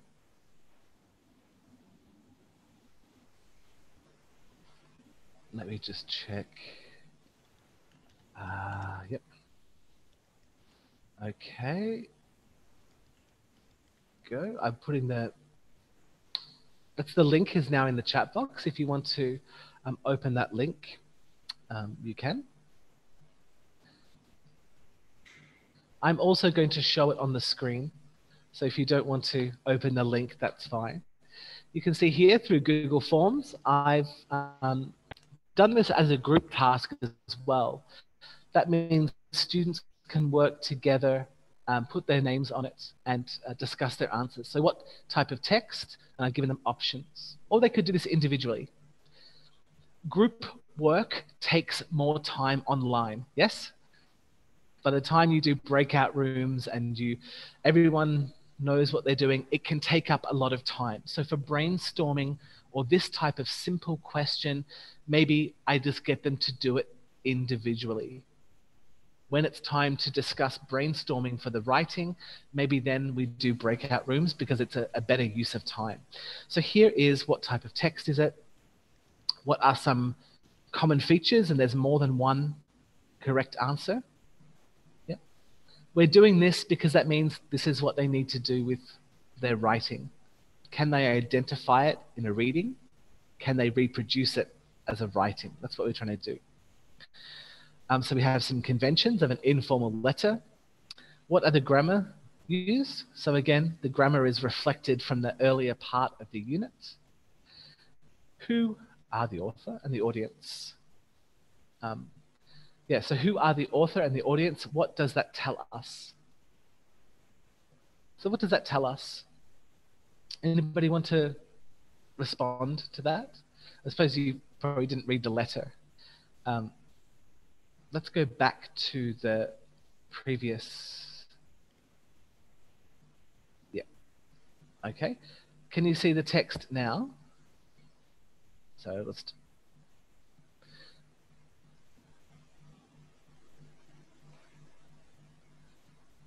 Okay. So who is the author and the audience of this text? Miss Winaria Peggy, are you there? Hi. Hi, good afternoon. Yeah, I'm here. Yes, good Thanks afternoon. for joining us today. So yeah, thank you. Who is the author? Who wrote this text? The author is Cynthia. Mm-hmm. It's Cynthia. Great. And then who is the reader? Who is the audience? The student. Yeah, exactly. So what does that tell us about this text? Is it something that's formal, informal, between friends, between strangers? I think it's between friends and it's informal. Yes. It's an informal letter because it's between friends. Yep. And how do we know that? Yeah, it's between friends. Yeah, it uses contraction and the expressions are informal as well. Yep. Then, yeah, the vocabulary is also, it shows how close these people are. Yes. These people is, yeah. Yeah, definitely. Yeah, even with their greeting, hi and love, that this is going to be a personal connection versus just a stranger. This also tells students of how to write this letter to a friend. So yeah, great. Then here are the answers to that. Now let's look at the brainstorming. Brainstorming, we can do this in groups through Zoom breakout rooms. And we can do this through either, here is we could show pictures of holidays. Because what will happen here is that students will say, I don't know what type of holiday. Or they'll say something like, I'm staying at home watching TV. Or I say, you can go anywhere in the world. You can go on holiday anywhere you want. And they say, I'm going to Puncak, just close to Jakarta, or somewhere that's really close by and common. We want them to be creative. And again, if they're doing this, they can use Google to help them brainstorm. So the idea is that we can show them pictures, as always. Yes, pictures. Pictures are really helpful to guide them to brainstorm, and we can get this as a chat box activity. Again, we can brainstorm as a whole class. That's one idea. What's another way to do that? You can get them to brainstorm in groups. So again, you can set up Google document. Each group has a different document. It's actually the same document, but then I can show you here. Again, I'll share the link with you.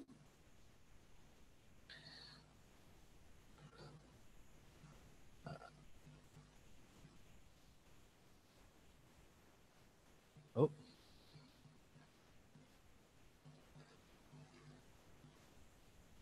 Okay, let me just 1 minute, sorry. And to each group, I give them a different link and they have to write their names on it. And so there's one person in charge. It takes a bit of time to set up before the lesson.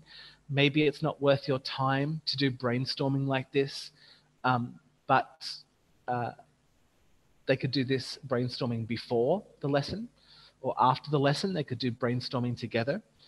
And it's just a list of ideas that the whole group can use for their writing. Yes.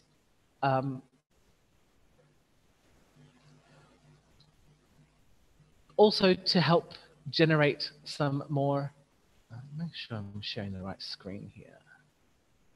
Okay. Sorry, let me just make sure I'm, okay, I'm not sharing the screen. That's why that's not working. Another way to do this, again, we don't have a lot of time with our face-to-face lessons. So maybe we want to do a general brainstorming with the group in breakout rooms. It can be faster than the document. So we have questions here about what types of holiday, what do people do, how do people travel, what types of accommodation. So it's really getting them to brainstorm their ideas. I do like having the Google document. Why? Because after when the lesson has finished, they can look back and get ideas from what their class has written and shared. Because in a Google meeting or a Zoom chat disappears once the meeting finishes. So I really do like having that Google document. And you can have one for the whole class, or 2 groups I find is enough. Even if 10 or 15 people are brainstorming together, that's good. More ideas are better. What did we say? Students don't know what to write sometimes for the content. So having that brainstorming list of places, accommodation, ways to travel, activities to do can really help motivate students to write. They don't have to think so much, and they like to not think sometimes.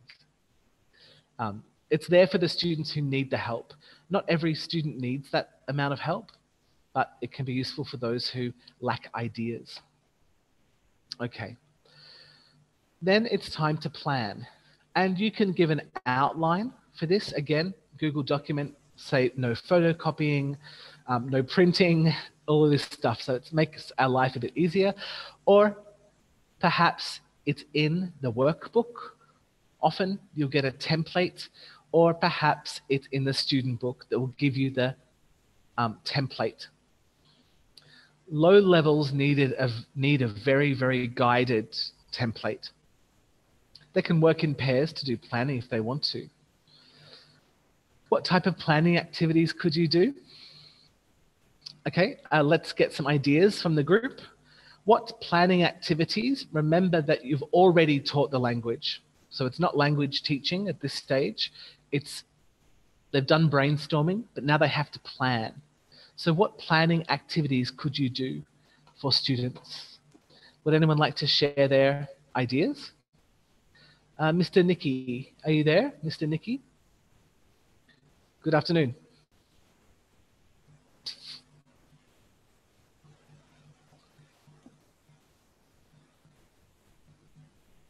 We can't hear you.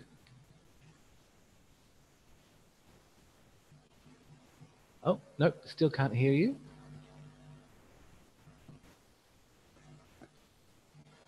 You're unmuted, but I'm not sure.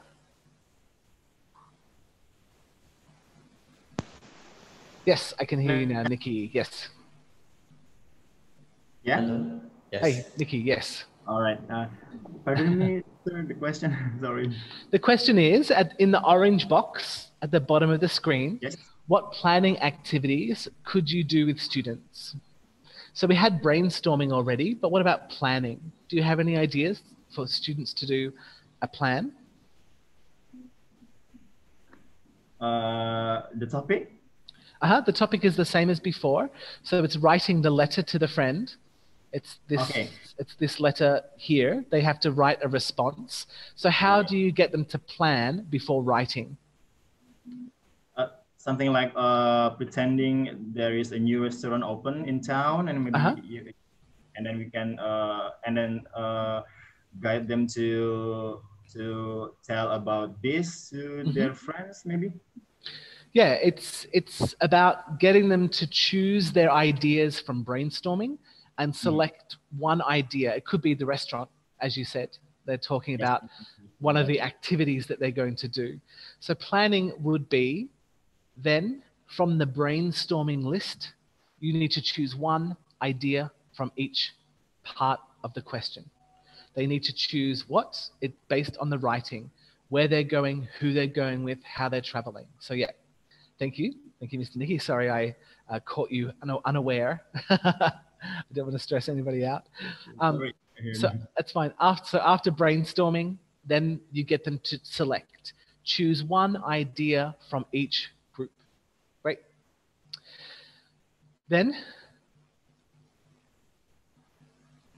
once they've chosen an idea, you can get them to write notes.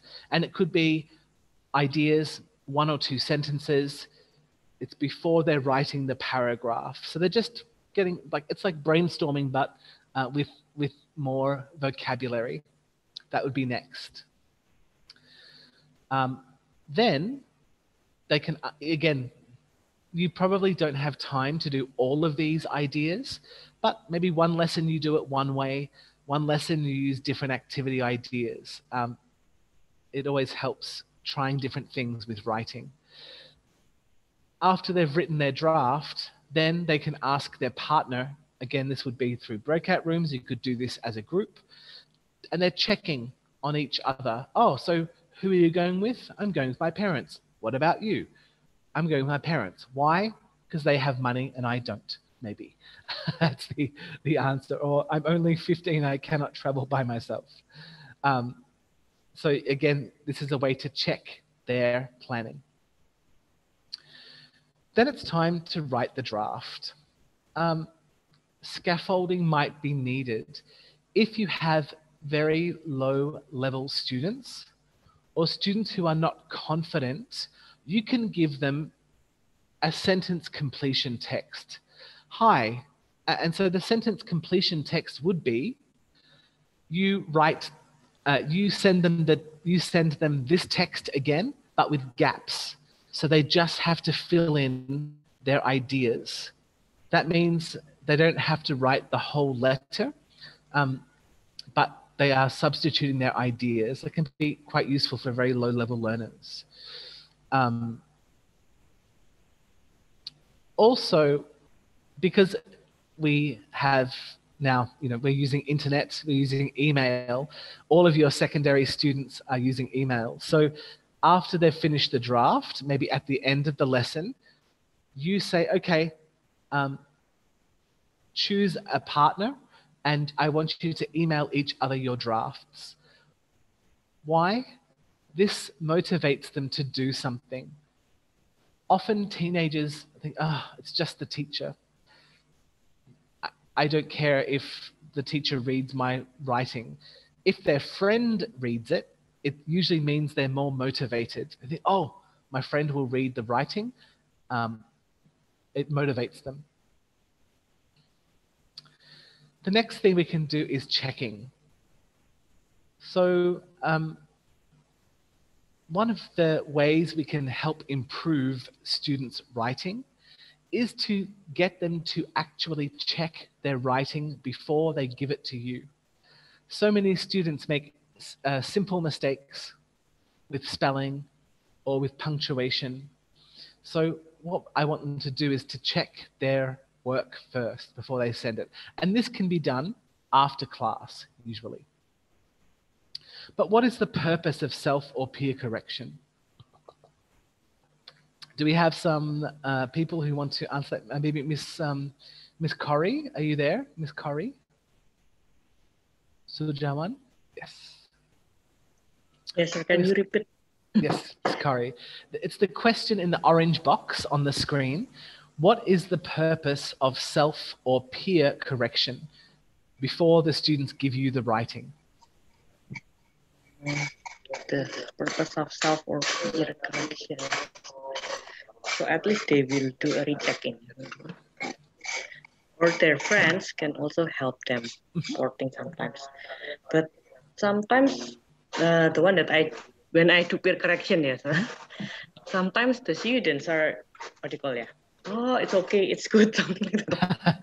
Yes, yes, yeah. We're not expecting our students to correct everything, but giving it to a partner or a peer, or even asking them to check themselves first, can really help them fix those simple mistakes that they should know. They cannot fix everything, and that's fine. That's our job, is to fix in completion. But if they can kind of find any easy spelling mistakes or easy mistakes, then that helps us. It also cuts down on our time for writing correction, which takes up so much time. Thank you. If you're asking for peer correction or self-correction, it's best to give them a very clear list of questions. So, does the reader have a clear timeline of your holiday? Remember, it's a 2 or 3 day holiday, and you can even get them to make their own timeline just to check. Make your own timeline and check to see if it makes sense. Great. Another thing we can do is to ask their partner, is the meaning clear of this text? They don't have to fix it, but they say, yes, I understand, or oh, no, there's some sentences where I'm not sure. And is it interesting? Did you include interesting detail? We could do a spelling check. We could get students to underline anything that's not clear on their partner's work. You could give them specific things to check for ing, because remember, this whole this letter is focused on using the present continuous. We're flying, we're going, so we could get students to check the use of the grammar.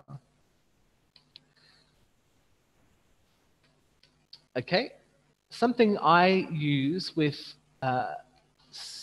teenagers is, once they've sent the text to me, then we check with a correction code.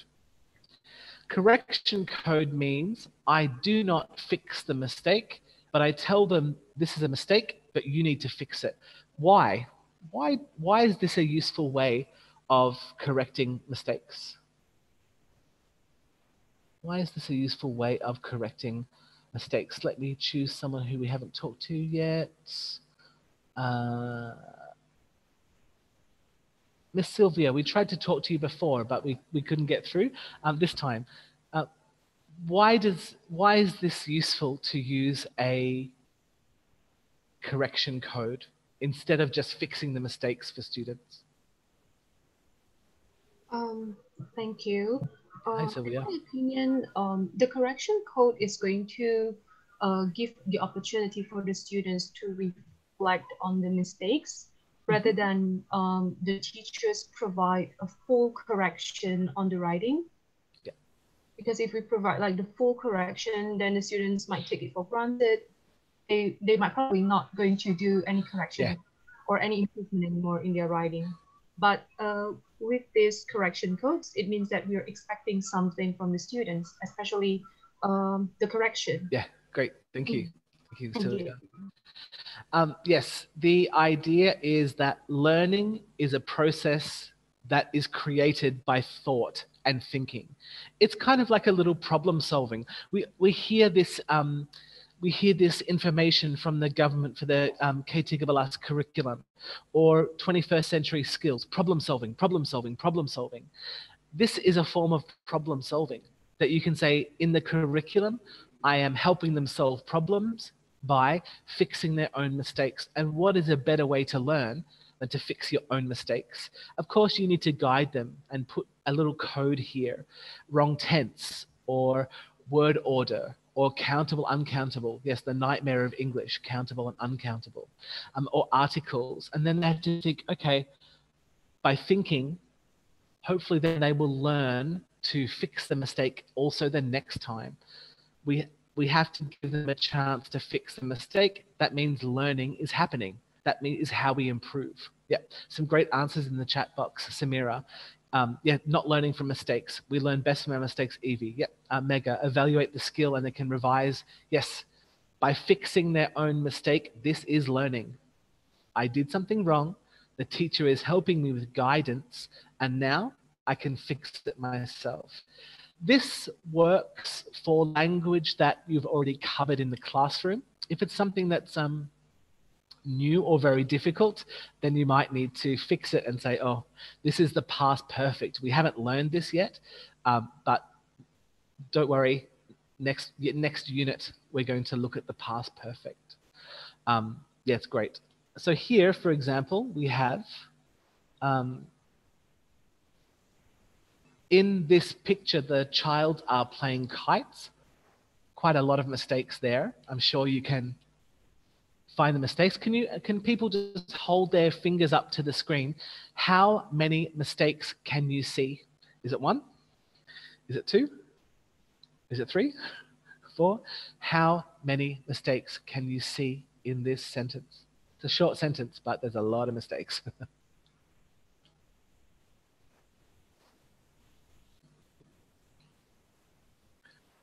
Okay, we've got some chat box answers here. Good. We've got 1 mistake. Child must be children. Good. There's more than 1 mistake. 3? Yes. Good. Okay, let's take a look. In this picture, P was punctuation. The child's grammar, and this is a plural form mistake. It's irregular plural. Are playing. Wrong word. In English, we don't say play kite. This is we call this a false friend. It's in Bahasa, it's main layan-layan, and mine is used for a lot of different activities, but in English, because English wants to be difficult, we have things like go, do, play, but this is not one of those words either. It's flying. In this picture, the children are flying kites. Yep. So the expression in English is to fly a kite. Yep, great. Something I'd like to do for upper secondary, and even if you're teaching university level especially, is give them a self-evaluation to do after the class. You send it to them as a Google form, a Survey Monkey, however you want them to do it. And you get them to think about their writing performance. Did you work quickly or slowly? Oh, I think I was a bit slow. Why? Which parts do you need help on? How could you make your writing better? Did you contribute to group activities? Voting for the text is coming next. Sorry, that will be the next part. I'll explain that in just a minute. Again, you don't need to write all of these questions, but if you get students to think about how they perform, hopefully we can lead them to improving their performance. But this is really for year 10, 11, 12, and university level. Year 7 and 8 aren't really that self-aware yet. Again, you can choose multiple ways of checking or just one, up to you. I don't know how much time you have. Then finally, they can submit their work asynchronously, which means after class time, they finish their draft, finish their final copy. Maybe you're using Google Forms or Google Classroom, or you have your own managed back system, your own LMS, you're using Cambridge or Oxford LMS. The reason I like something like Google Classroom or Google Form is you can give them autonomy. They can include graphics. Maybe they really love art, and you want them to make a poster. Some can use graphic design. Some might use pencil, paint, and take a photo of it. There's lots of different ways to encourage that autonomy. Yes, so after the students have submitted their writing, you can also ask them to do it on Padlet.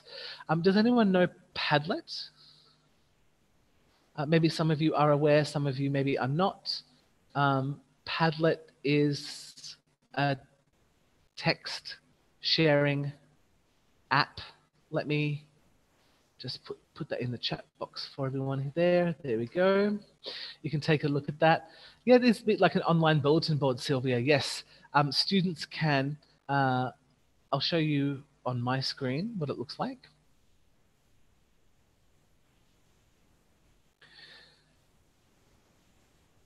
So here, it's like a bulletin board. So students can put their copy and paste their own text here, and then you can allow other students to rate how many stars do you think this writing is. What is the purpose of this? Again, it's motivating if they know their classmates will also read this. Sometimes students say, oh, just the teacher, I don't care so much about my writing. But if you tell them everybody will put their writing on the bulletin board, and then you can vote, you can share, you can comment, there are different functions. It motivates them to do a better job because their classmates will also read it. Also, it's a nice way to have a collection of writing. That means that students can evaluate their own performance a bit better. It's like, oh, I wrote too much, or, oh, I didn't write enough, or, oh, mine was quite interesting, or mine was quite boring.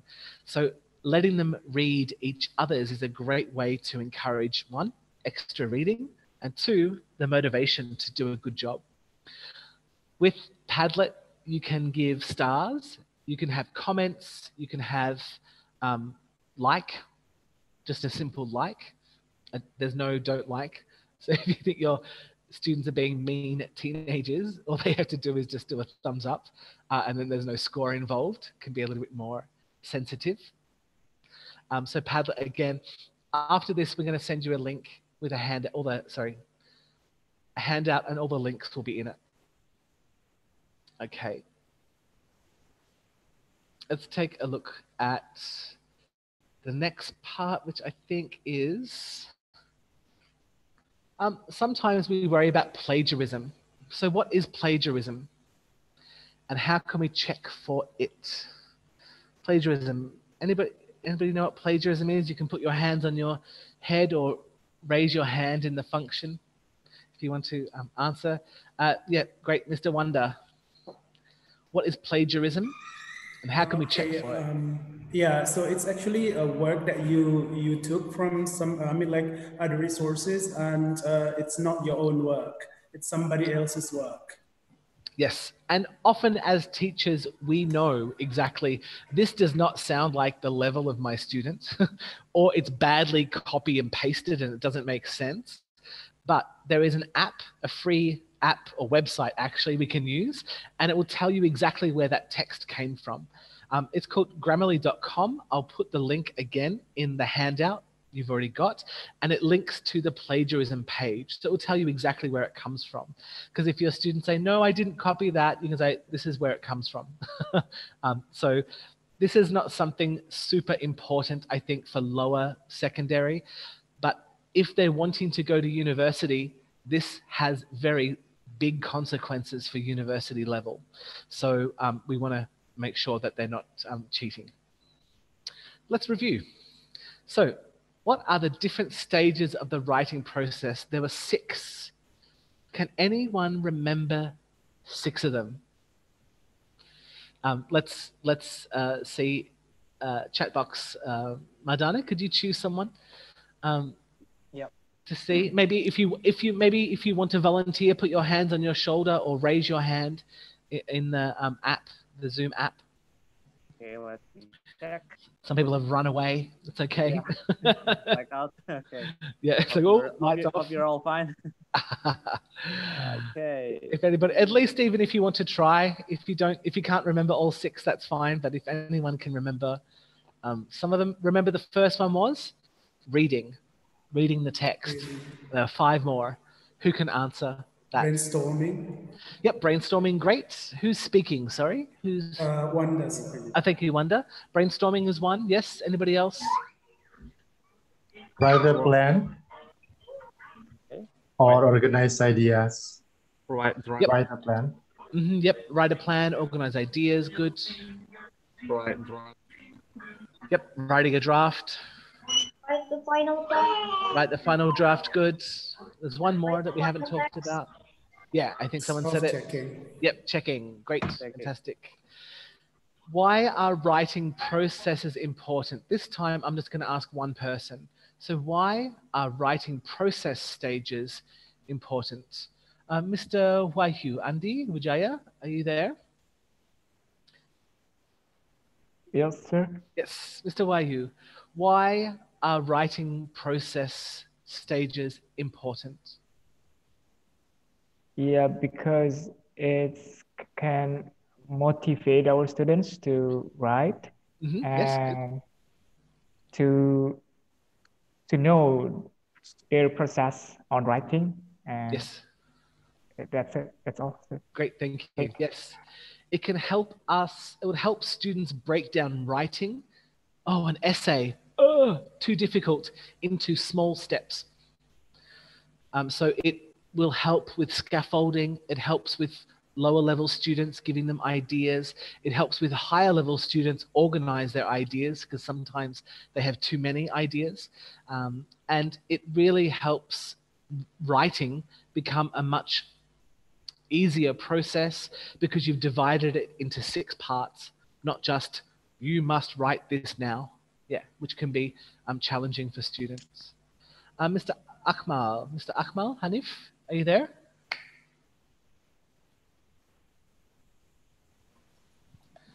Good afternoon, Mr. Yes. Akmal. Good afternoon, sir. Thank you for volunteering, even though I chose you and you didn't volunteer. What are some different methods of correcting writing? Different method of correcting writing. I think we have to like to make a list. Yep. To make a list of what is the mistake of the student make, maybe. Yeah, that's good. Yes. So you can give them a checklist that they can look at their writing. Have you capitalized the first letter of the sentence? Have you, checked your spelling? Yeah, great. A checklist that they can review their writing with. That's a good way. Yeah. So that's self-correction. Good. Thank you, Mr. Akmal. Thank you, Mr. Akmal. Who else would like to talk about in other ways? We have self-correction. Miss, is it Khoirul? Khoirul? Yes. Anissa? Yes.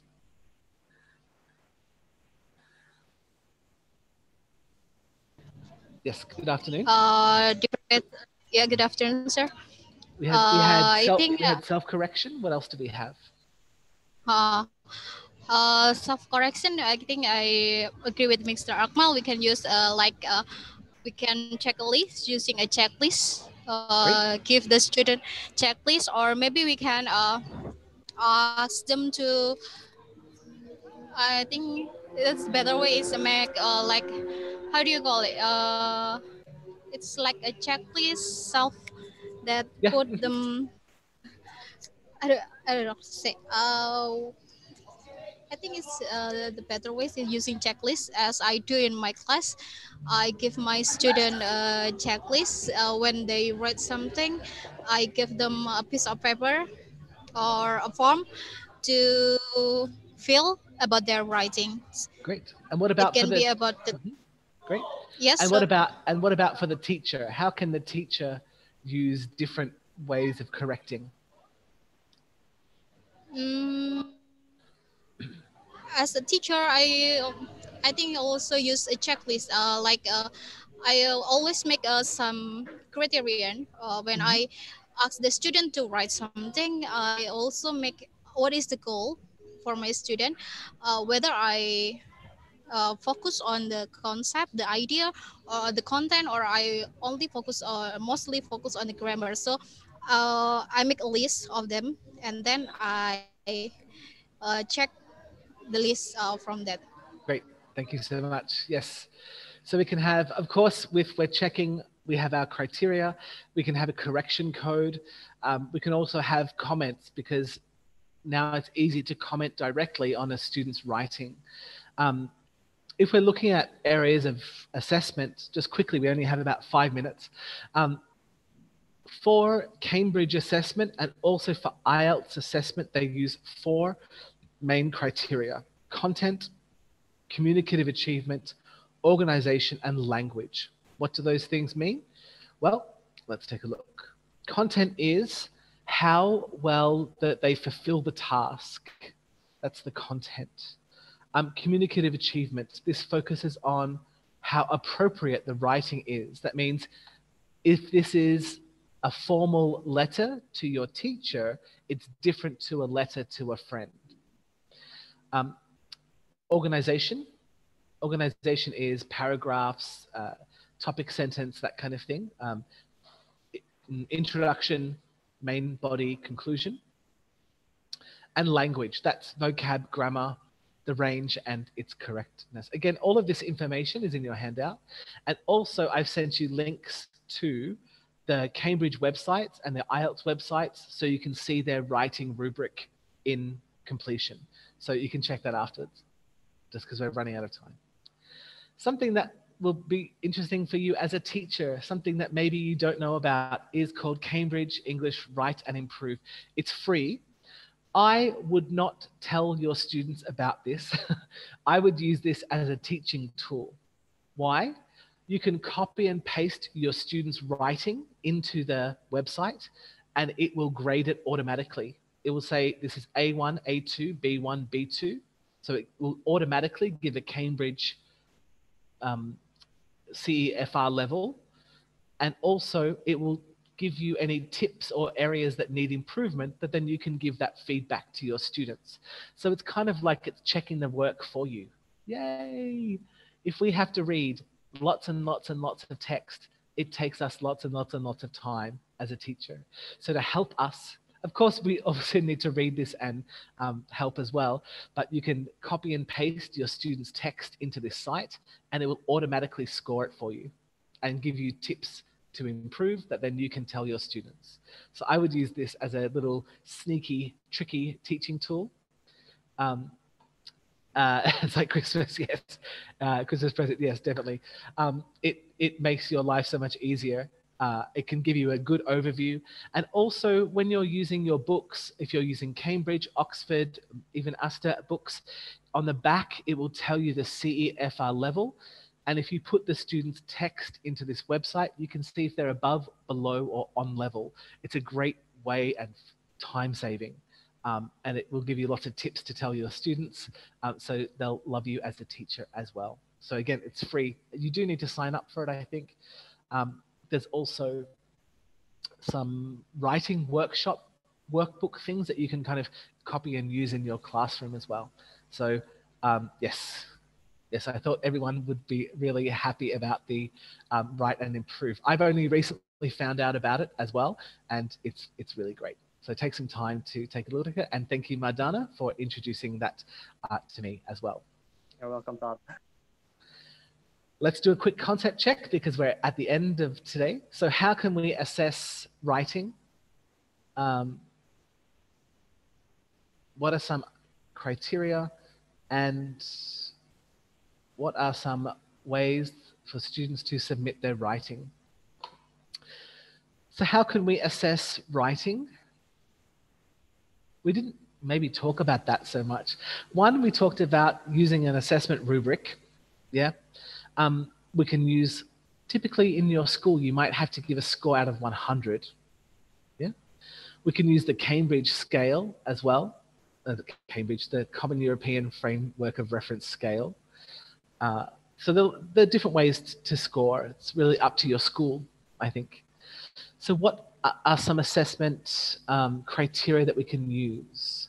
What were the 4 assessment criteria? Let's choose someone. Ms. Davina Ecker, are you there?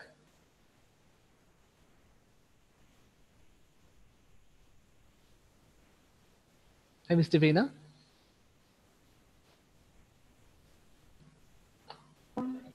Yes. Yes. What are some assessment criteria that we can use? We can use content, and then the grammatical, the structure, and then the organization of language. Yep, great, thank you. Yes, I suggest to teachers that they use the Cambridge scales, but then you can adapt them. You can include more criteria if you think that you need more than 4. Or you can divide some of the criteria. One of the criteria was language. Maybe you want to divide that into grammar and vocab separately. It's up to you. I'm not your director of English at your school, but it's good as a benchmark as well. And in the handout, you will get links to the Cambridge writing assessment criteria for B1, B2 level, I think, but there's more on the website and also for IELTS. So we're at the end. I think we achieved our aims today. We did discuss some common issues with writing, and that was basically motivation, and students don't want to write. So we talked about how to change instructions and make it more interesting with pictures, get them to write as a celebrity or to a celebrity or a character. We looked at writing activities that we did as well. Distance learning, yeah, we can do a lot of this on Google Classroom or Google Drive, Google Form, Google Docs. Padlet for the end process. And we talked about discussing and giving feedback. So yes, we got there. Okay, it's time for Q&A. Madan, I'll hand it over to you. I don't think we have much time. Maybe 5 minutes for Q&A? Maybe 2 questions? Yeah, 2 questions maybe. Right, so I think, do we have anybody in the chat box? Not yet. Or you can raise your hand if you want to. Anybody who wants to ask some questions? All right. Yeah, if anyone wants to ask a question, please feel free to either raise your hand or type your question in the chat box. Type in the chat box.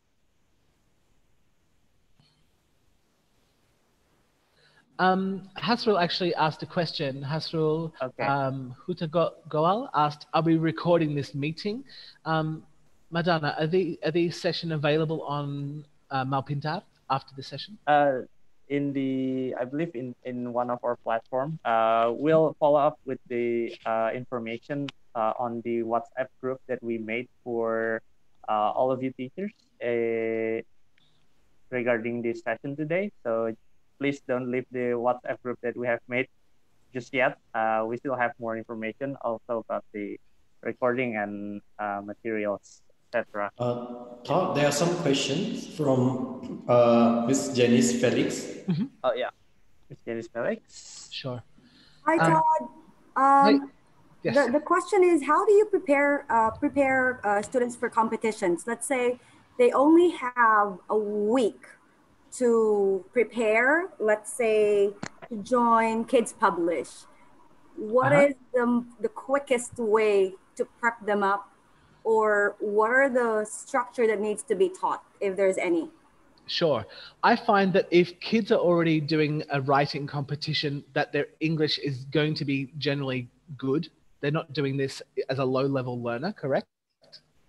Yeah. Sometimes? We've chosen pretty much students who can write really well, but still the preparation is, it's confusing. How do you start off preparing kids for international competitions and such? Yes. So what I would do first is, and this is the same for any kind of writing task for an exam situation where there's a time period, which is the hardest part of writing, is do lots of practice of, here's the topic, brainstorm, 5 minutes.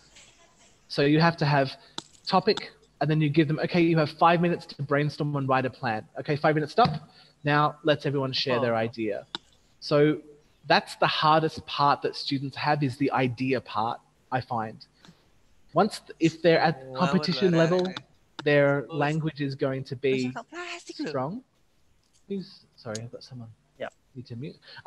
So I would practice the brainstorming and 5-minute planning part lots. This is what I did with my IELTS students, who would all get terrified in the writing section because they wouldn't know what to write. So this is called brainstorming speed round or whatever. So you do maybe 5 or 6 or 7 different topic, brainstorm, stop, and share. I think that's the first one, to get them used to quickly being able to look at a topic and brainstorm and plan. That's what I find that is the most difficult part. And then after you get each person to share their brainstorming ideas, then you would ask questions. Oh, well, what about thinking about this angle? Or what about thinking about this situation? So that would be one. Is it essay writing, this competition specifically? Or is it random? It's kids publish. So whoever can write the best story gets their story published as a book. So I'm thinking more of essay. Right. So yeah, most questions are essay type. Most written tasks are essay type. Yes, and getting students practicing brainstorming and getting at least 3 ideas for agree, 3 ideas for disagree as quick as they can. That I find is the key, because if they have the skills to write already, it's the ideas that's the time waster. Yeah. Right. Thank you. And so doing quick topic brainstorming. Okay, give me 3 ideas yes, 3 ideas no, why. And things like, we should have uniforms at school. Agree, disagree. 3 ideas yes, 3 ideas no. You have 2 minutes to go. So that quick brainstorming really helps them. Right. Thank you, Todd. Thank you. Maybe you have time for one more. Yeah, one more from Muhammad Zafri Aldi earlier. Is it possible to use short poetry as a tool to start writing? Yes, because poetry doesn't have the same grammatical rules as a full sentence. So poetry can be more flexible. It's more about sharing experience, feeling, emotion. So therefore nothing's really wrong.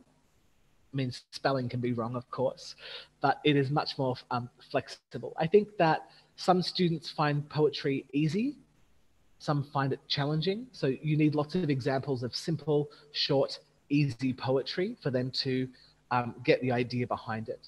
And really, poetry needs a lot of maybe music or visual information to help inspire. I would say that, yeah. Thank you.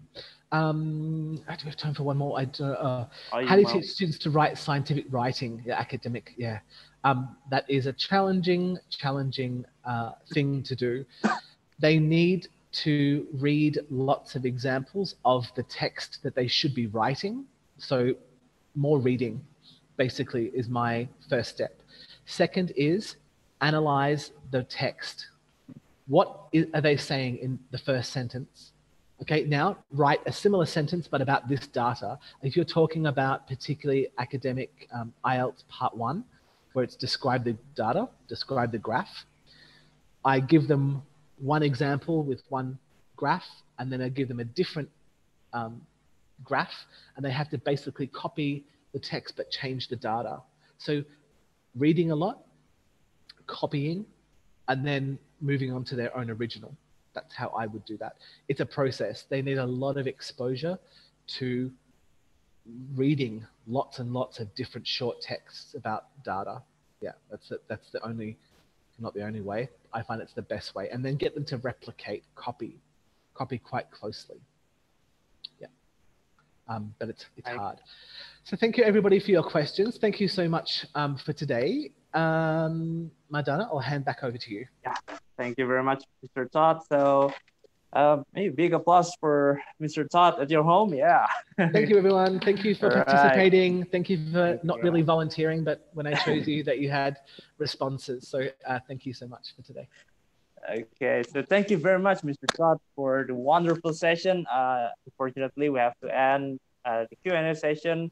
Some of you may still have some questions, but if you do still have your question, you can contact our education consultant to get info about our training and hopefully get your question answered through our training.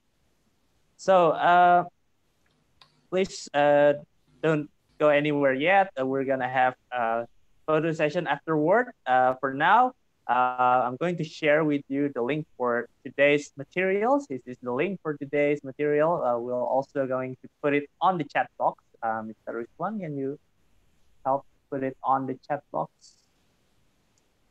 Yes, we'll move on. Okay, and next, again. Next, Mr. Ruslan. Yeah.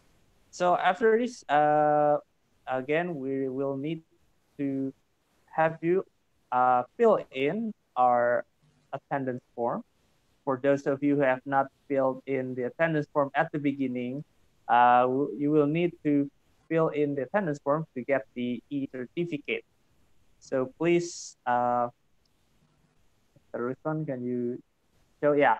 So as shown in the screen, this is the link and the QR code for you to access the attendance form. We'll give you about 2 minutes to fill it in. Please make sure that you fill in your correct full name and also your correct email address, because otherwise you will have a problem in getting the e-certificate. Ya, Bapak dan Ibu, mohon bantuannya untuk bisa mengisi absensi kehadiran bagi yang belum mengisi di awal acara. Mohon agar bisa memperhatikan pengisian nama lengkap dan alamat email sesuai dengan yang sebenarnya, karena jika tidak akan ada kendala untuk e-certificate Bapak dan Ibu. Baik, kami beri waktu sekitar 1-2 menit dari sekarang. Terima kasih.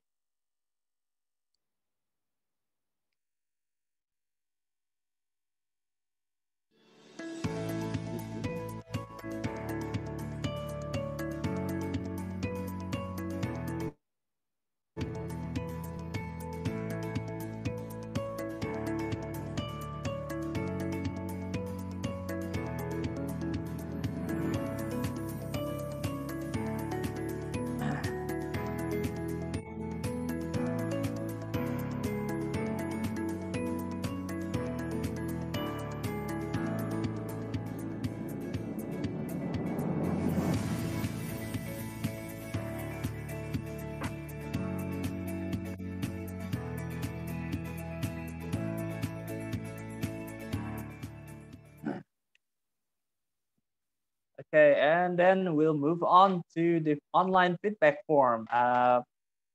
Participants, please don't go anywhere yet. We still have some more information, also a group photo session after this. So now we would like for you to fill in our online feedback form. The link is shown and on the screen, also the QR code for you to access it. We will also share it on the chat box. Please fill it in so we can get your feedback and further improve our event in the future. Bapak dan Ibu, mohon bantuannya untuk mengisi online feedback form untuk acara kami hari ini, dan semoga dengan pengisian dan feedback dari Bapak dan Ibu, kami dapat meningkatkan kualitas acara kami ke depannya. Terima kasih. Kami berikan waktu sekitar 2 menit untuk mengisi online feedback form ini.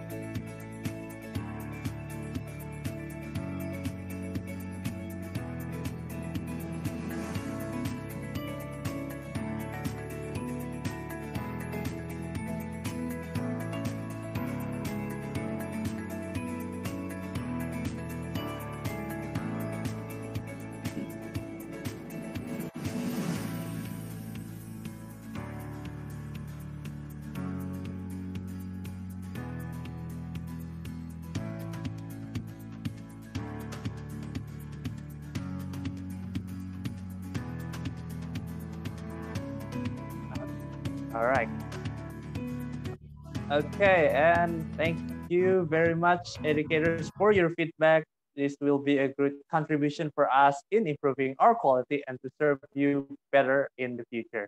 Now, educators, let's have a group photo session together. So please turn on your camera and video so we can show our happy face to the world. Now, my colleague will help me lead the photo session. Mr. Ruslan, please kindly help us with the photo session today. Okay, Mr. and Miss, I will lead the photo session. Oh, let me I deliver in Silakan. Indonesia. Jadi Bapak Ibu dimohon untuk kameranya bisa dinyalakan. Saya akan mengambil screenshot foto kita 5 kali karena di sini ada 5 slide. Jadi bisa kasih 5 pose terbaik ya. Oke, saya akan hitung sampai 3 untuk masing-masing agar kita bisa persiapan untuk pose terbaik kita. Oke, 1, 2, 3.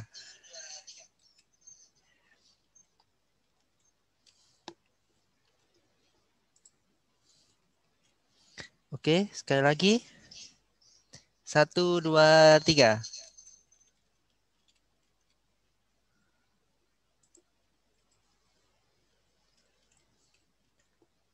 Oke, sekali lagi. 1, 2, 3.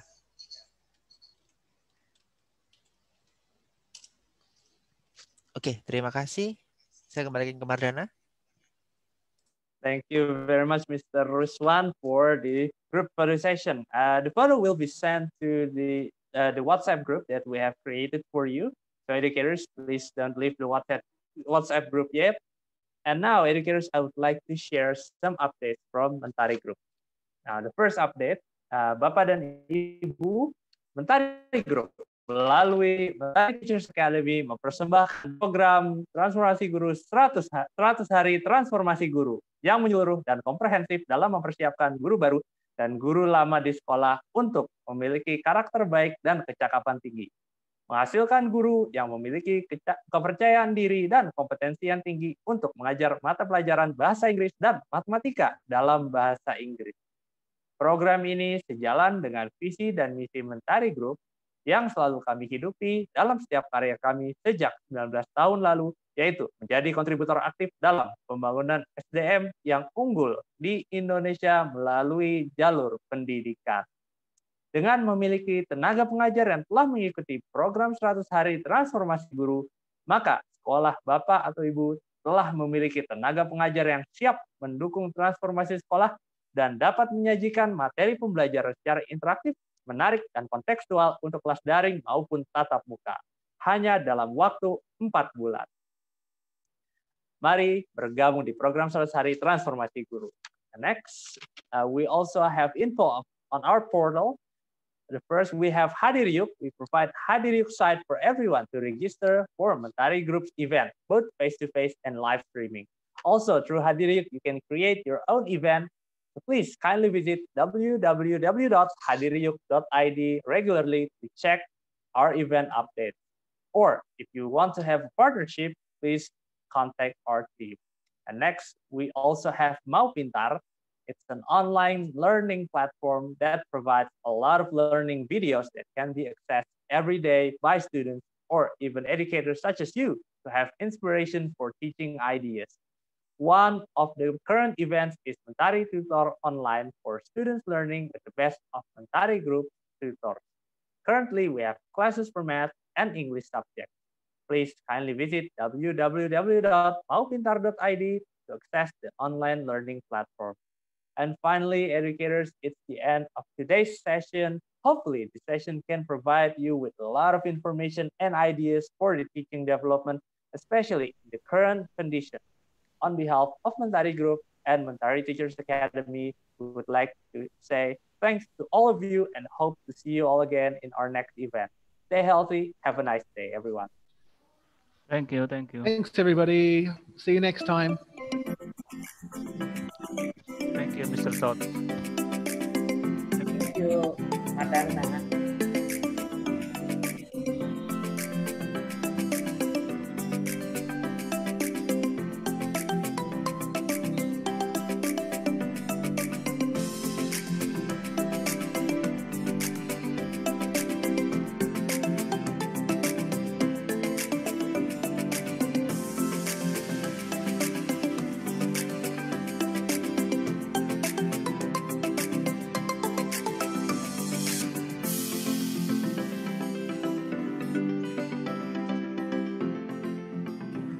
Betapa pentingnya guru. Guru adalah pengaruh utama untuk generasi muda. Guru mampu mengubah generasi muda Indonesia. Maukah kamu mengambil peran itu? Mengambil peran penting membangun generasi muda, generasi bangsa. Negara memanggilmu. Jawab panggilan itu.